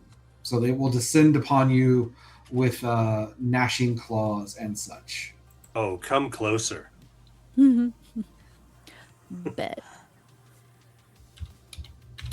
And now the kid that I've copied their powers, are they sedated? Just out? They're just totally out of it. Yeah. So they have like I'm not going to describe it just out of respect for lines and veils, but they are sedated in a way that they're not going to wake up. Got it. Okay. So there's no pep talk. They're not in direct danger because they're coming after you. Right. But he is sedated. Right. So a pep talk is out of the question. I will leave that to the group, but I think that just respecting kind of previous discussions, I don't think that's something that we want to do. Yep. Copy that. Sounds good. Okay. So bring it on. All right. So they will descend upon you. They have a 38 to hit. And then again, if you want to spend an action, you can add your dice to your normal defense. So that'd be 33 plus 4 dice. Fairly easy for you to dodge. Yeah, I'm gonna do that. Okay.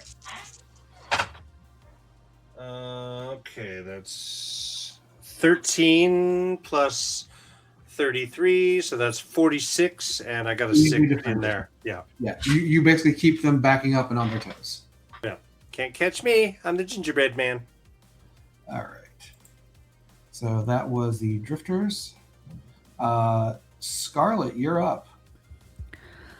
Alrighty. As I am in hiding, I'm gonna back up reflection by kind of crawling back around, and I think I'm going to spend another willpower in order to add more radius and get more goons with my light attack. All right. So yeah, spend 1 willpower, and then just you'll make your attack roll. Perfect. And that is 26 plus 3 dice.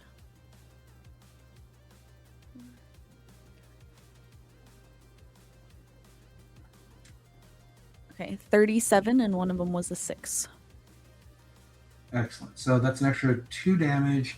They can't really dodge that. So what's your base damage?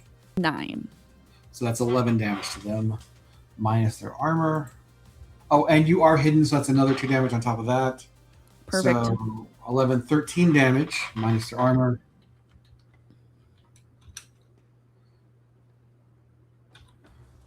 Okay. So at this point, roughly half of them have been knocked out or otherwise incapacitated between the heroes here. Nice. And then the previous one was a pillar coming down. This one's like two pillars smashing in between. Oh, just like bam. Yeah. Gotcha. Very nice. Okay. And you have a second action. Yeah, I'm gonna rehide. Might as well stay safe. All right. You do have a -10 penalty to hide again. Mm-hmm. But go ahead and roll. It was a -2, did you say? -10. -10. Okay. Yeah. Did you steal my dice? Dice And goblin. My cat somehow swiped it. Cat do be doing that. Oh, she did. Go. I was using that. It's the shiny click clacks. You can't deny it. Fine. I have more in here. Okay. So -10. So it's a 5 plus 1. Well, you still get your 3 dice. 6. I did get 1 6. Okay. And 4. So 10, 16. 16 and one of them's a 6. All right. So I will point out that your 6 is doing a whole lot of heavy lifting here. Yeah. As a reminder, when you're making a basic roll, a 6 upgrades you from like essentially 1 step, right? So if it's a failure, it's a partial success. If it's a partial success, it's a full success. If it's a success, you get an extra degree of success. Yeah. So I'm assuming it brings me to a partial. Well, that's for me to know. Oh. But you think you're hidden. That's the important part. I always think I'm hidden, even though I'm the size of a small vehicle. Oh, look, there's Huntsman showing up. Yeah. All right. Okay, so that was Scarlet. That brings us up to reflection. Okay. So the attention is basically on me. Yes. Like they are aware that Scarlet's there. She is very clearly a threat, but she keeps hiding. They can't really interact with her, which means that they're going to try and take you down. Right. Okay. Is there any sort of cover that I can get to so that I can like attack and then like hide behind a crate or something? I know I could probably help on my next turn and barrier you if you wanted to get close-ish So to me. there are crates in the larger chamber. Mhm. You would need to spend an action moving to get to them. That would leave you 1 action to take an attack as well. Got it. I'm gonna attack first, Okay. see how things go, and then maybe move. Okay. So yeah, is there any way to boost my power by spending a willpower? There are all sorts of ways to boost your power by spending willpower. The easiest one is you spend one willpower, you get to double your dice. But if the action that you're taking relates to a talent, you could spend that 1 willpower to add a talent into it, right? But there's probably not a lot to go, that pair well with Blast and the Fire. I'll let you get real creative. Well, I do have running.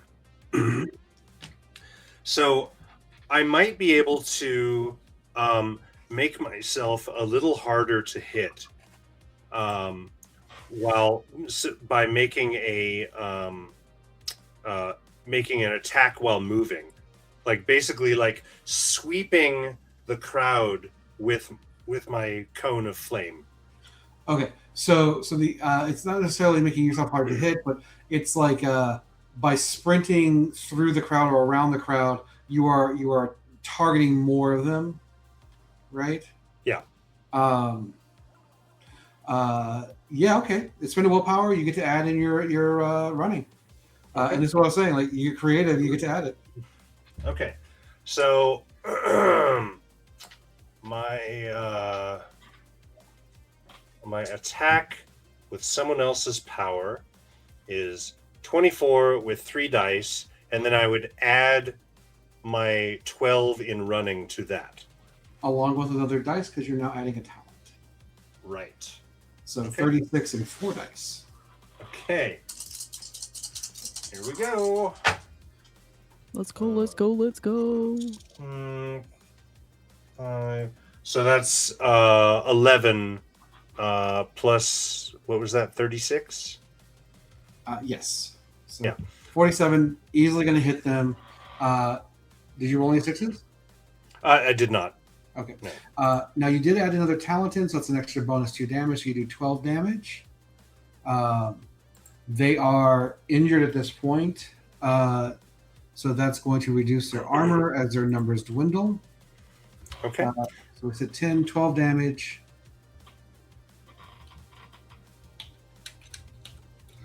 All right. So there is probably only 5 or 6 of these shock troops remaining after you encircle them as you are getting into position to sprint for cover. Yeah. Did And I'm hoping to end my movement in a place where I would have a little bit of cover. Yeah. So is the plan still to take cover, or do you want to take another attack action to see if you can't finish these guys off? You know what? I might as well just go for it. That sounds fun. So, am I making the same roll as before, or that would require burning another willpower? Huh? That would require burning another willpower. Okay, I'm just going to make a regular attack then. Okay. Yeah.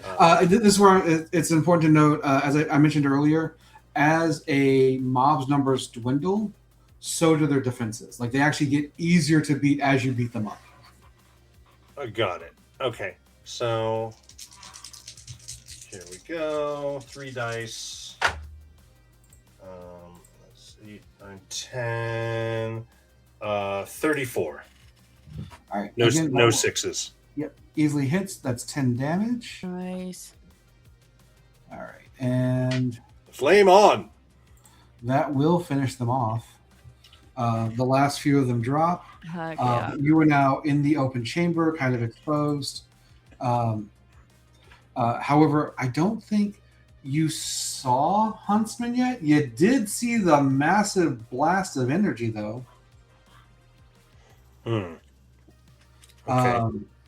Okay. So that brings us up to Carter. Carter is out of the fight. Nox. I want to do a quick check-in with you. This is more of me speaking to Ash as you are playing a pre-generated character. Nox is not a stand-up fighter. This is where I will point out that your cleaning darkness and stealth rolls will benefit you because you can actually exempt your teammates from the penalty of a field of darkness.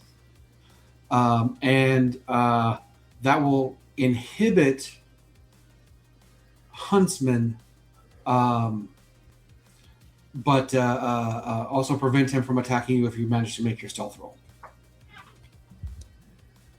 Gotcha.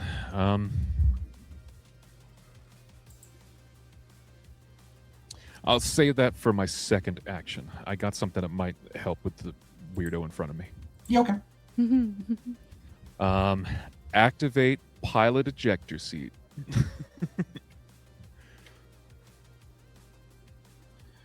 All right. So explain to me what your plan is. Like if there is a yellow black striped handle that is next to his seat. That is quite obviously an ejector seat handle.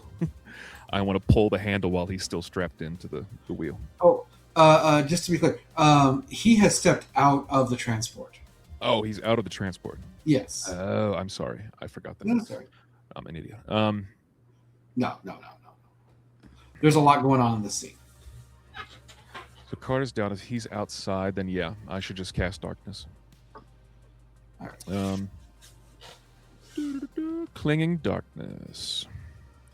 Subjects within medium range suffer -6 meddling penalty, suffer disorientation. First attack each turn against affected targets. Use surprise defense. Lasts 6 turns. Dispelled by light-based powers. Yes. So, that does not require a roll. That is just a thing that you can do. It costs you an action. Excellent. Yeah, that's my one action, is turn off all the lights. And then the question is, do you now take the advantage of he is disoriented? Do you attack him? Because disoriented works as if he was surprised. Or do you want to hide yourself? I'm actually going to attack because I have a specialty attack, Blades in the Darkness. I can do extra damage while he is in the state. Yes. So the next question is, do you want to roll that at base of 42? Or do you want to drop to 32 or 22? Each tier gives you bonus damage. So worse attack roll, bigger hit. Yeah, fuck it. I'm going to go for one big hit. All right. So you're gonna roll it. Okay, so it's 22 and 5 dice for your heaviest of blows. And I want to say your attacks are defended by quickness. Awesome. Okay, so here, 5 dice. That is 1 6. For the record, defended by quickness, what that means is if your defense is like, I tank the hit, I'm a tough guy, it goes straight through that.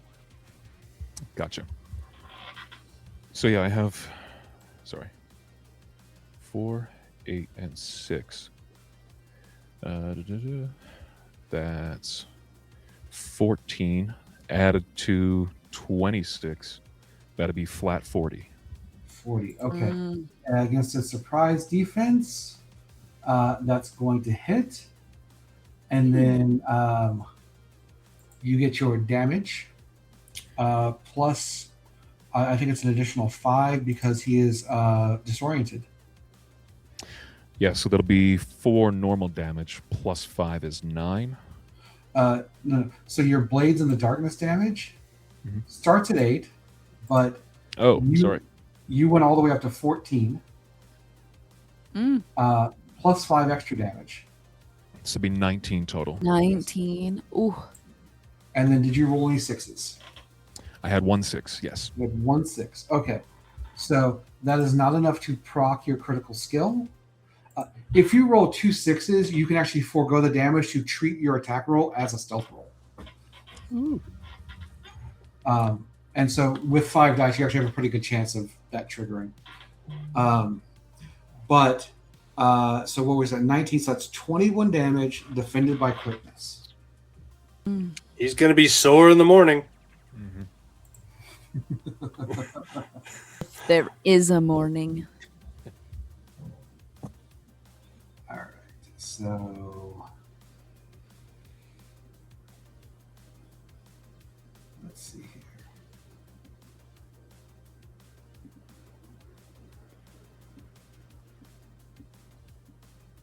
Okay, cool.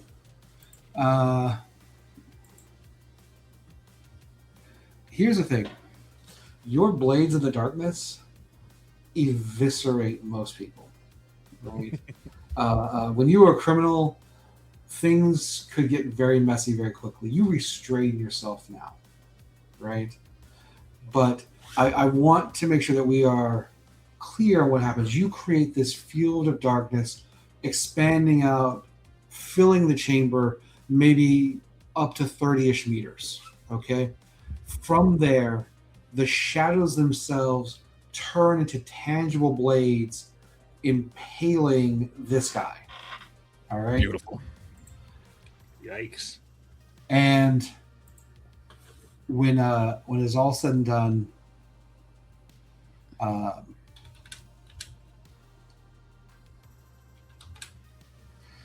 he is, in fact, not just still standing, but very, very upset.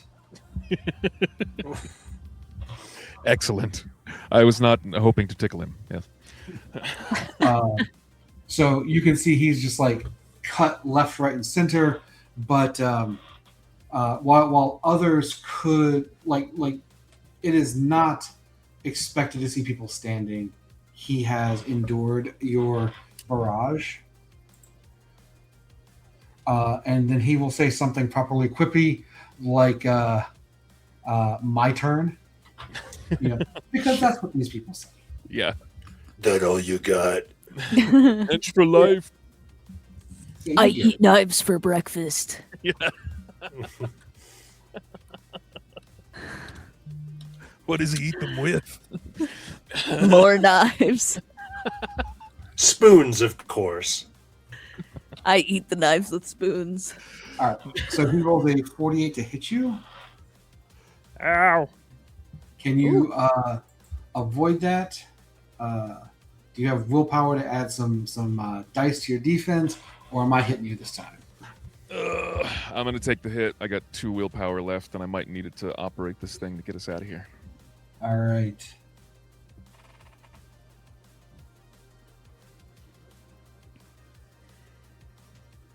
So he will open up with a cleansing laser. Oh, no. I am vulnerable to light-based attacks. Sorry.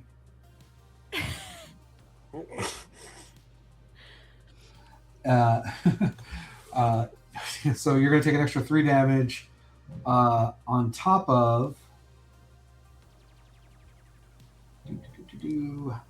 24. Oh, I'm definitely down. So 27 Yep. damage. It is a light-based attack. It goes through your armor because it is your vulnerability. Yeah. So you hit him real good. He hits you real good. Where does that put you in stamina?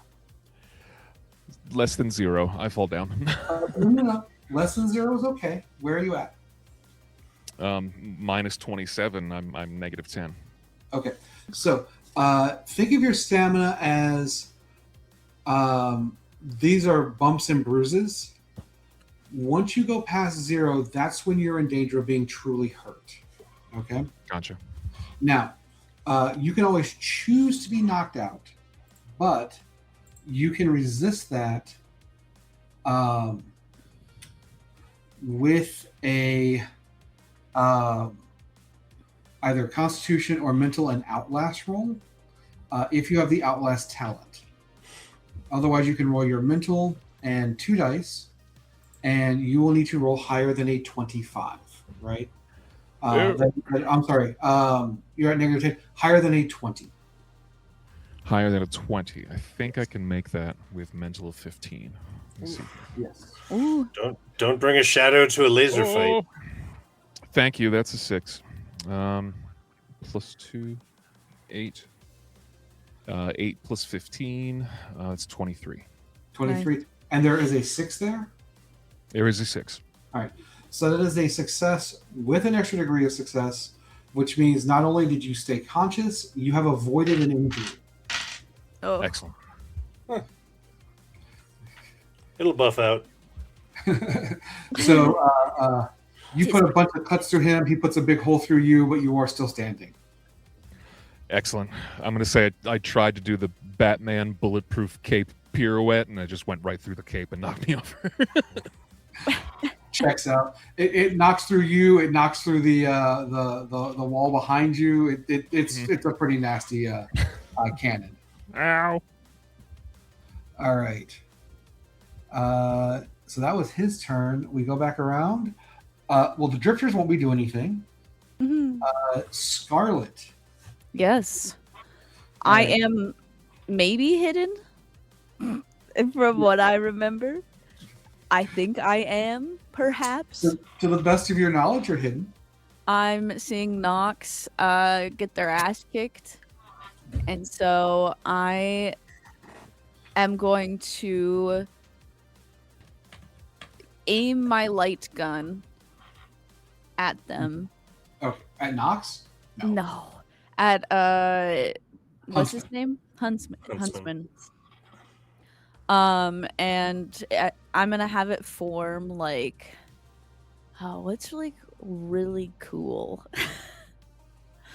I'm gonna have it form like just a twisted pillar of like a spear. It's just like a coil of a spear, and I'm gonna spend another willpower on. I'm gonna add blast, so this target gets knocked back. Okay. Hopefully. All right. So you need to spend a willpower for your extra use of tricky, but that's okay. Yes. And then you're adding blast on there, so that will knock him back. That will knock him in any direction that you want. So because like you're creating light, you kind of attack from weird angles if you wanted to. So if you hit, just let me know which direction he's going. I would like away from Nox and away from the ship. All right. So if the ship is here and he is here, he goes this way. Yeah. Gotcha. Perfect. Okay. So kind of like under Nox, because Nox is flying this whole time. Yeah. All right. Go ahead and make your attack roll. Perfect. 6. I got a 6. Oh, that's a second 6. Okay, so 12, 38 plus 5, 43 with 2 6s. Okay. So this is a new turn. He is disoriented, so that will hit. You said it was 2 6s? Yes. So you get to add 4 damage, plus an extra 2 because he's disoriented. Mm-hmm. What's your total damage? So you said, did you say 5 or 6 plus 2? It's 2 dice at 6s. That's plus 2 per die. That's an extra plus 4, and then an extra plus 2 because he's caught off guard, disoriented. So plus 6, and my base damage is a 9, so 15. 15, perfect. And was I stealthed, or did I just believe I was? You were in fact stealth. Like Dr. Carter knew where you were, but Dr. Carter doesn't matter anymore. You know what I mean? Yeah. All right. So that is all right. So cool.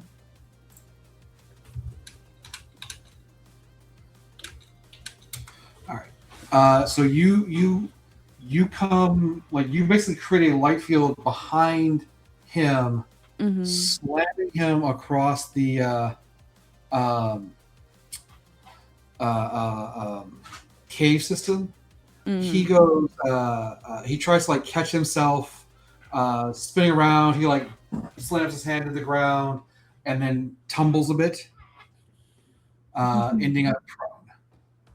Nice. Okay. You have one more action.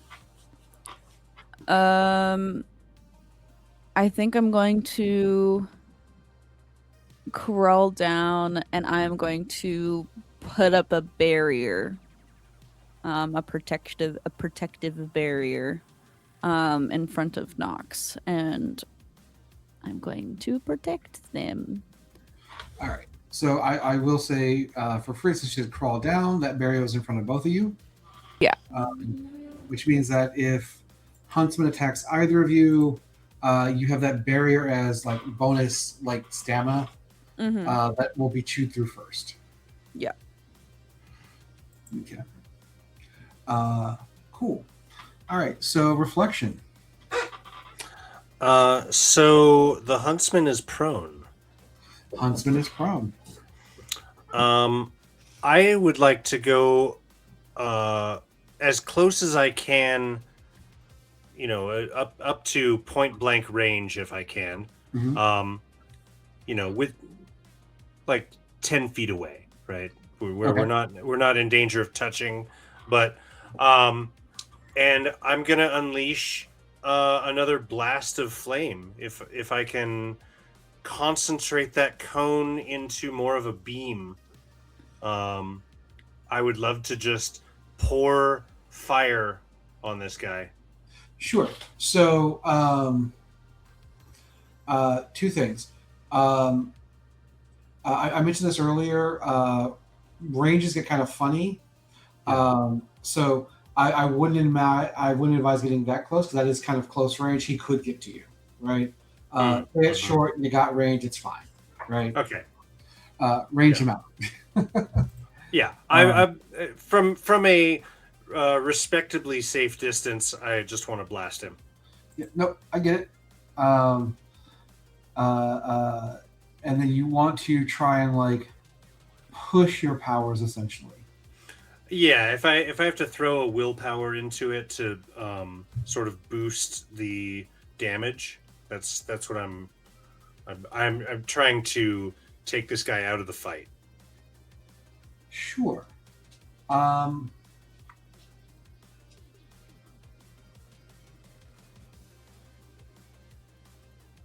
So let's see, what could we spend willpower on to push your attack up? I think what we want to do is it costs 2 willpower. It's called advantaged, right? And it gives you one of 3 bonuses: either a flat +3 to damage, a free staggering action, or it works as a trip attack, right? So he's already prone, but you can effectively deny him one of his actions or do 3 extra damage for 2 willpower. I'm gonna deny him actions. Okay. All right. So go ahead and make your attack roll. He is prone. He is at short range, so you're attacking at a -10. But if you hit his surprise defense. Got it. Okay. Okay. That's a 17 plus 24. So that's 41, right? And that's 2 6s. Awesome. All right. So add 4 to your damage. So what's your damage now is 14, right? I believe so, yeah. Okay, cool. All right. So we will tick off his armor. All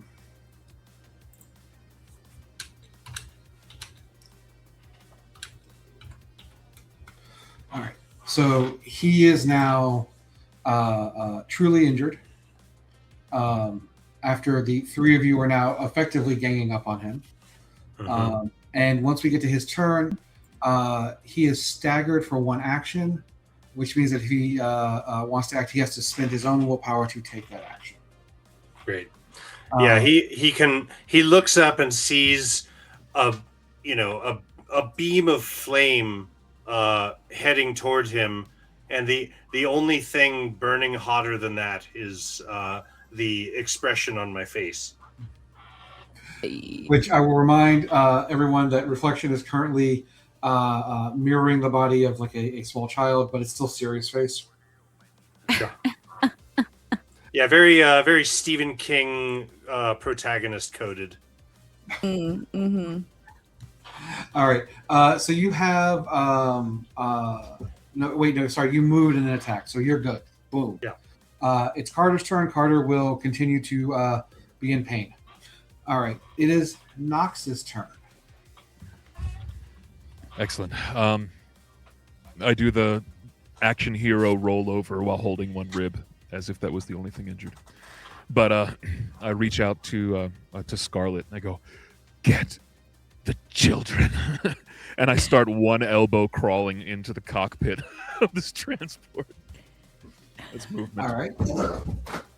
So, all right. So, Dog noise. Dog. Yep. Yeah, get him. Get him. Out of a pit. Yeah, I had to let go it out because she was begging. She was like, "It's time. I need to leave." So we have one dog who's like 3.5 and still acts like a puppy. Oh. Yep. And we have one dog that is 12 and her breed range is like 8 to 10. Oh, she's an old lady. Mm-hmm. Yeah. She's at the sit on the couch and watch the Weather Channel all day age. Yeah. My That's what you saw earlier, by the way. 13-year-old Chihuahua, their age range, unfortunately, still has another 7 years.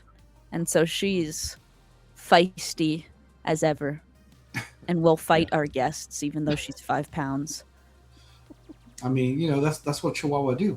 All right. Yeah. She does it well. You're going to climb into the transport vehicle.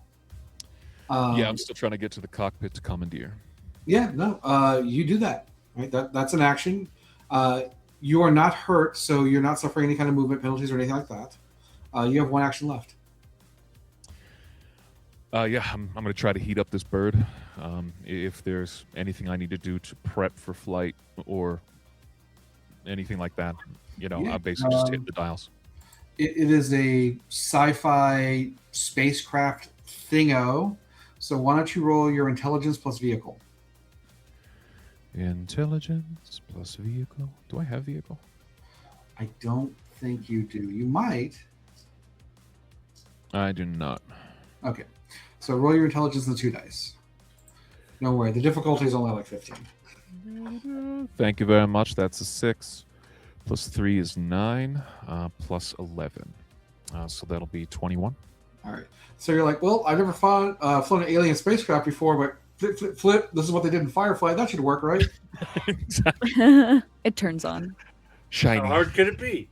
Yeah. It's like a newer vehicle. It just has a push start engine. Exactly. Yeah. You're like, That's one of my favorite moments. Sorry, sidetracking. 2 terrible friends are up in a cherry picker ordering around their friend on the ground to do stuff for them to map out this game they have. So of course their friend on the ground gets upset, turns around, turns the key off on the cherry picker and leaves. So that his 2 friends are stuck up there for hours. And then another friend who's supposed to show up to help build shows up. They're like, "Dude, please, he took the keys. We're stuck up here." And he shouts, "See the panel behind you?" Like, "Yes." "See the big red button that says push to start?" They're like, "No." They could have gotten down the entire time. It was awesome. Serves him right. Sorry, sidetrack. I love that. Just pain. Yeah. At that point, they deserved it. Yeah, they were picking on their friends. Yeah. Yeah. All right. So yeah, I'm So behind that the brings us wheel. to Huntsman's turn. Huntsman will take a shot at Scarlet. Hey, let's Yes, go, because buddy. You did hit him, so he's going to hit back. Wait, hold on. Let me think about that. You got into the vehicle. You powered it on. No, he's going to turn around and try and pull you out of the vehicle. Right? Gotcha. So I will grapple with you.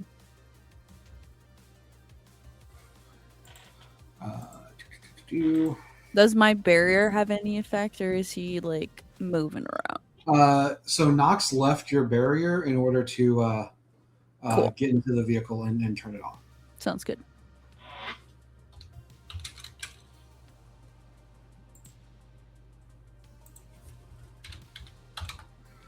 All right. So that is a 60 to hit you, but this is a grappling roll. It doesn't do any damage.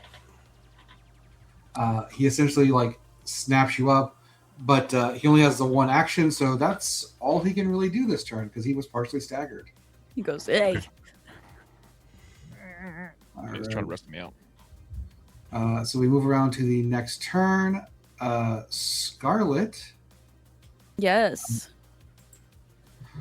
You can see Huntsman holding Nox, attempting to pull her from the transport vessel. Yeah, I don't really like that. So I'm gonna crawl down into the bay, just kind of hanging off the side.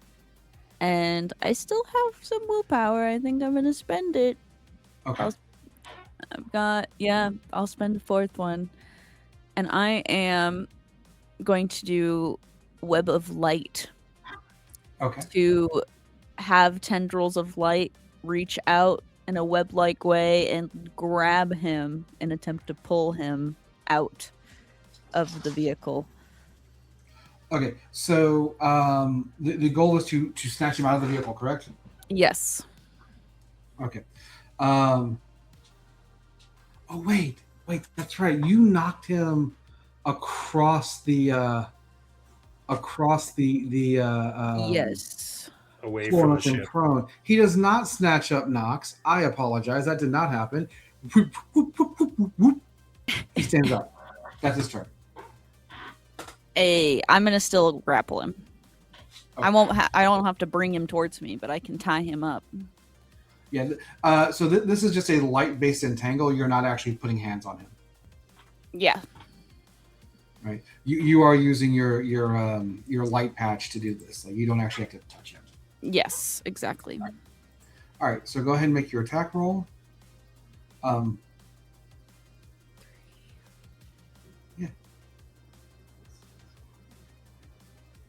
So it's 10. And So again, this is the first time he's being hit for the turn, so he's on his surprise defense. So that is 36, and I did roll 1-6. All right, so that will hit. And then you get an extra 2 damage. You are not hidden, so it's just the 2 damage. So 11. Oh, wait. Doesn't matter that he's not hidden, that you're not hidden. He's disoriented, so it is an extra 2 damage, so 13. 13. All right. Minus his armor. Now it's time for me to check to see if he gets knocked out.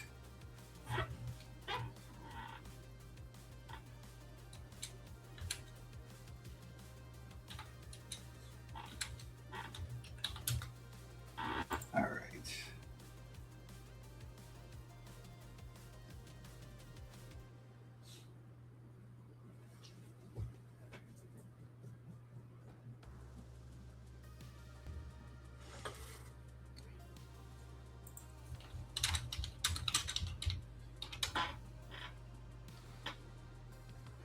All right. So before you, he's still standing. He is entangled. He will say something pithy like, "Don't you know, Spider? I'm the best they ever made." And I just go, I don't know who you are. Nice. You have 1 action left. Can I attack him again, but just kind of tighten the webs of light? So you need to spend another willpower. Okay. Sure. Because essentially what you have to do here is he's entangled. You have to modify your light patch to not break your own entangle with him. Okay. Yeah, I'll do that. All right. I've got 2 willpower left after this. All right, so go ahead. That's a 6.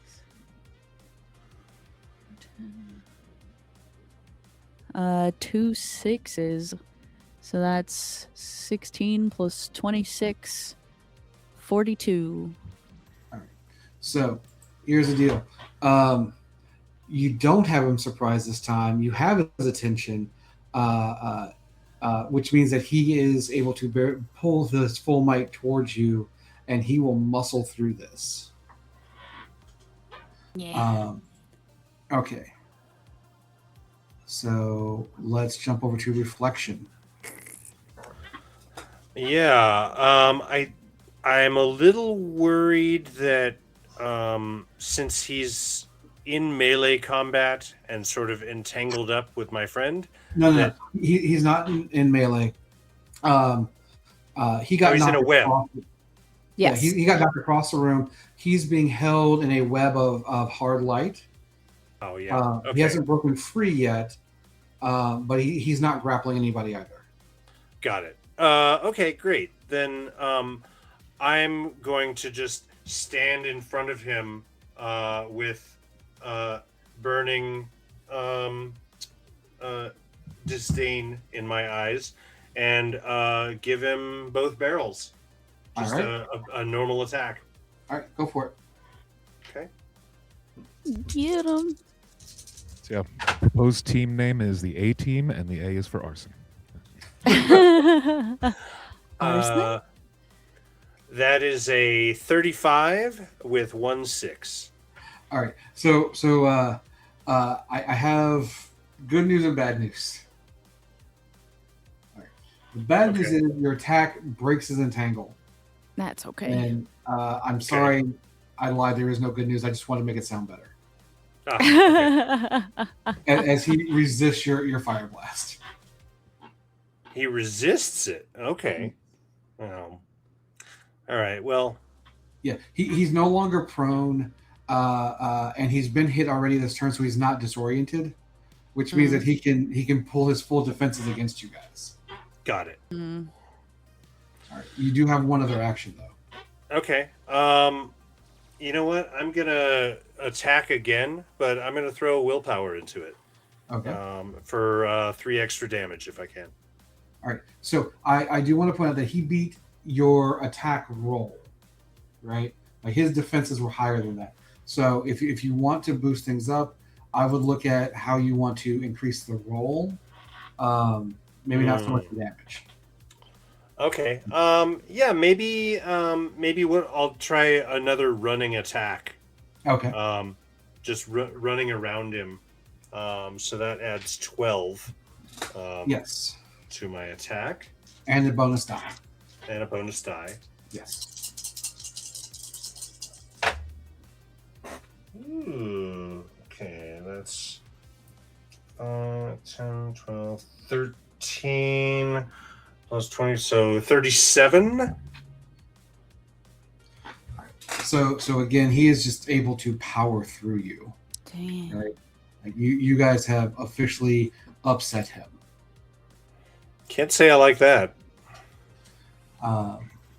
Okay, so that's reflection. Nox. Yeah, so you're in the transport. You have it powered up. I will say that there is nothing in the cargo bay. Your teammates have been locked down with huntsmen. They haven't been able to load the cargo. I mean, that is to say that save the children. But you have a huntsman who is going to go after you. Well, their turn is coming up, right? And they have not been impeded in some form or fashion yet. Can I attack with shadow blades from this position? Yes, you can. Excellent. I'm going to do that then. Yeah, because your shadow blades are medium range, so he's well within range for you. Okay. Shadow blades, 26, 3 die. Thank you. That's 1/6. It's 13. Plus 26 is going to be 39 to hit. So, just an important point of clarification. I want to go back to the previous statement. Nox's attacks are based defended by quickness, and as I have tried to make evident, Huntsman is all about toughing things out. He does not have the ability to he's not a dodgy kind of guy, right? So he gets hit by this, right? Excellent. If you're wondering why the dice rolls seem to have different values, that's why. Okay. So yeah, now it looks like obsidian crystals are sticking out of his abdomen and chest. And then how much damage is that? Oh, that was 4 damage. 4 damage. All right. Yeah, don't get any additional with that.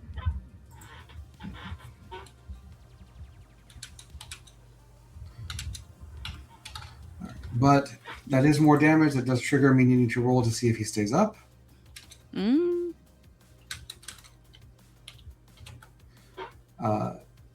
Which he does. Again, he is although I will say that I am taking an injury at this point. I am going to say that he is dazed, which means he is down to only 1 action per turn. But you do have 1 more action if you want to try and do something there.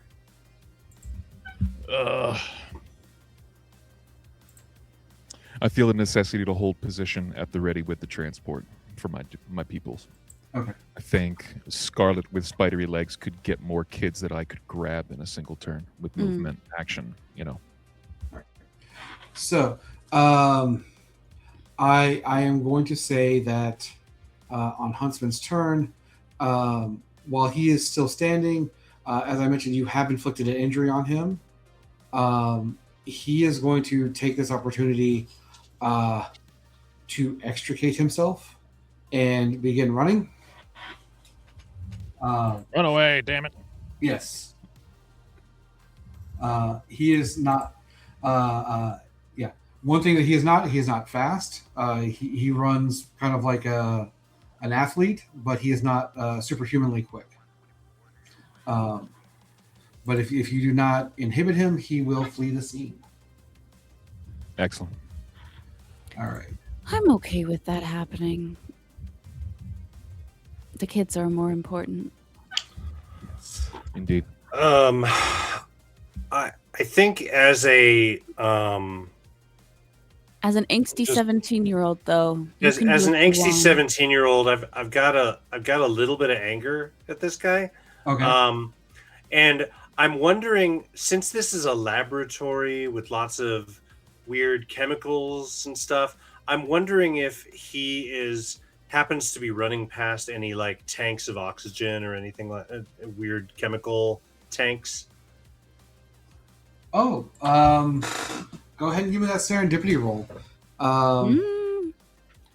Let's see if there's oxygen tanks there. Would that just be fortune? I don't think I have serendipity. Yeah. Fortune and 2 dice. Okay. All right. Let's see. Okay, that's a 13 with one of those as a 6. Ooh. Yeah, there's oxygen tanks there. Okay, I'm going to shoot a fireball at one of them so it impacts just as he's passing by. Okay. Sure. What I'm going to do is I'm going to just call that as you get to inflict damage on him. So it's 10 damage as he gets caught up in the exploding oxygen tanks and shrapnel. Mm-hmm.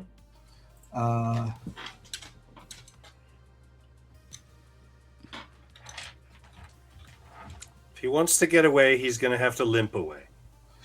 Yep. So I am going to check for another injury or to see if you've knocked him out.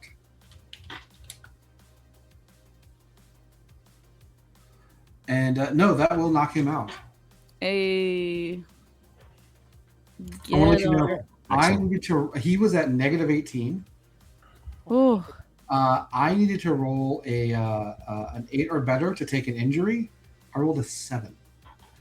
Oh, wow. So, instead of taking an injury, he is knocked out.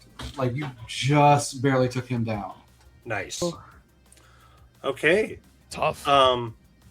So with him dispatched and out of combat, is that all of the enemies that we have to worry about before we can at this load point, these kids up? The people that work at Damuzi have probably fled because they certainly didn't join the fight. Yeah. In rescuing the children from the offices, it does become clear that the company was a front for Chimera, and they weren't helping children, but rather cloning them using a modified version of their drifters process.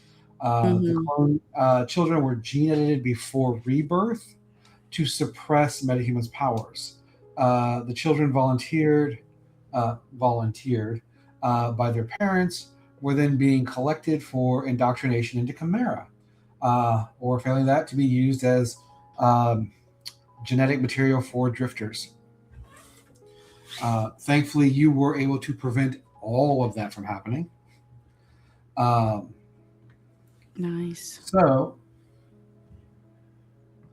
what I will say though is, in the days that follow, Mary Grace, that's Mindy's mother, and the first person to publicly identify something was different with her child, will come forward as a kind of community leader.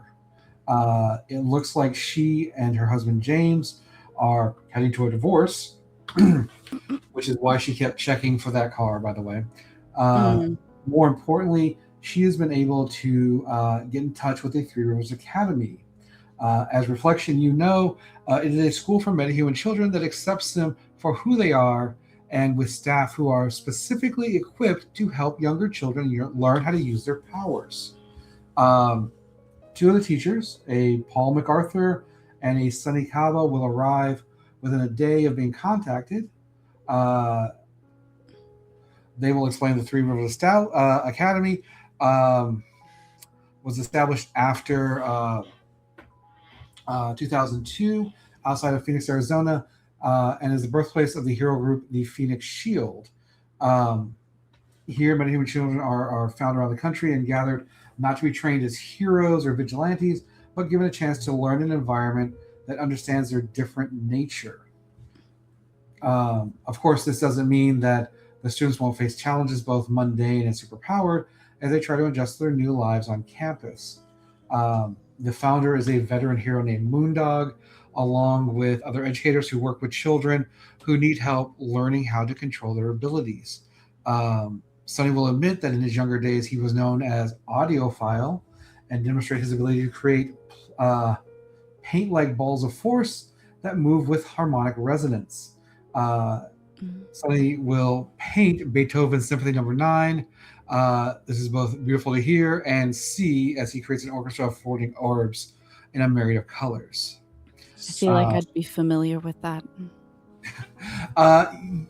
So he was really operating like years before you arrived on Earth. But it's certainly something that like appeals to you as an artist and as a poet. You're like, I could hang with this guy. Oh, yes. So of course, this is not a truly happy ending, because some parents understand and accept their children, realize how far that they were willing to go.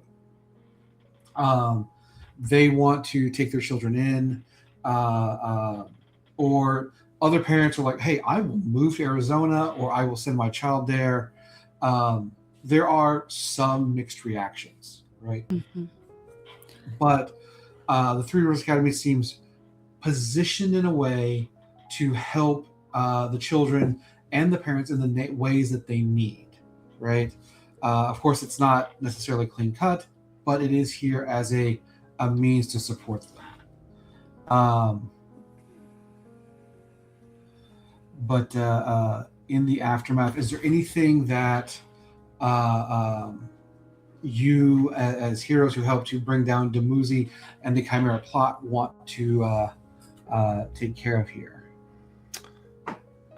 Well, for Reflection, I'd say, he's just about ready to start at Three Rivers, but will, even though he's definitely trying to settle into some sense of normalcy, will also keep an eye out for kids that were affected by this this facility, and sort of try and mentor them and take them under his wing.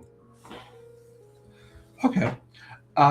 So everyone, like in a campaign play scenario, everyone would actually gain Mindy Grace as a contact as she moves from homemaker to Metahumans rights advocate for children's needs. And then you have the option to take the Drive Power Pack, representing a connection with the children. Mhm. But this is very much a space for if you involve yourself with these children's lives, you can help them and their families. But yeah, that does bring our adventure to an end. How are people feeling? That was great. That was victorious. That was awesome. That was great. Thank you. So again, thank you to everyone who listened, everyone who joined us. I hope you had a good time. If it wasn't clear, this adventure very much was inspired by real life gay conversion camps. The adventure itself is a free download on itch. So if you like the adventure and you want to support it, click on the QR code to support the charity, and then go download Changelings Bargain for free. Mhm. The last page will give you all sorts of fun references, news articles, and source links to what helped to inspire this adventure. Let's go ahead. We'll go around the table. Everyone can give us outros, where to find you, all that good stuff. Why don't we kick things off with Professor Mr. the Plague? Yeah, thank you so much for having me on. You can find me on social media as Professor Plague. And if you're interested in my other creative stuff, you can find my music at bobbyjoeebola.com. Yeah, that's about it. Thank you again for letting me be part of this. This was really fun. I'm glad you were able to join us. Zeph? My name is Chenoa Reid. You can find me at Zephyrite or here on DICEBERG Ahead, where you are watching or listening to this. We have plenty of projects going on, including another charity live stream next week, almost at the same time on Saturday, back with Dave. And we will be raising money for Doctors Without Borders, I believe, for Palestine and relief of Israel and Gaza, that whole lovely, wonderful situation that we don't need to delve into right now. We also have a lot more actual play content on DICEBERG Ahead. We are currently releasing a Vampire the Masquerade Missoula by Night series, so go check that out. Sending it over to 1K Watts. Hey everybody, I am 1K Watts of the House of Borg. Thank you very much for joining us. This really is a great charity, and I'll end us by saying that taking the person that you are on the inside and living that person on the outside is one of the bravest things you can do, and there's no therapy that can reverse it. It's a freedom of the mind, the spirit, and the heart. So if you're in between places, not sure what to do, just be you, okay? There's no one else on earth that's built to do it. So thank you very much for playing. Can't wait to see you guys next time. Have a good night. Thank you again. That's a great message to punch out on. Why don't we go close out on that, and then if everyone can stick around for just a minute, we'll debrief offline or off. All right. Well, then have a good night, everybody. Thanks, everybody. Peace. Nighty night.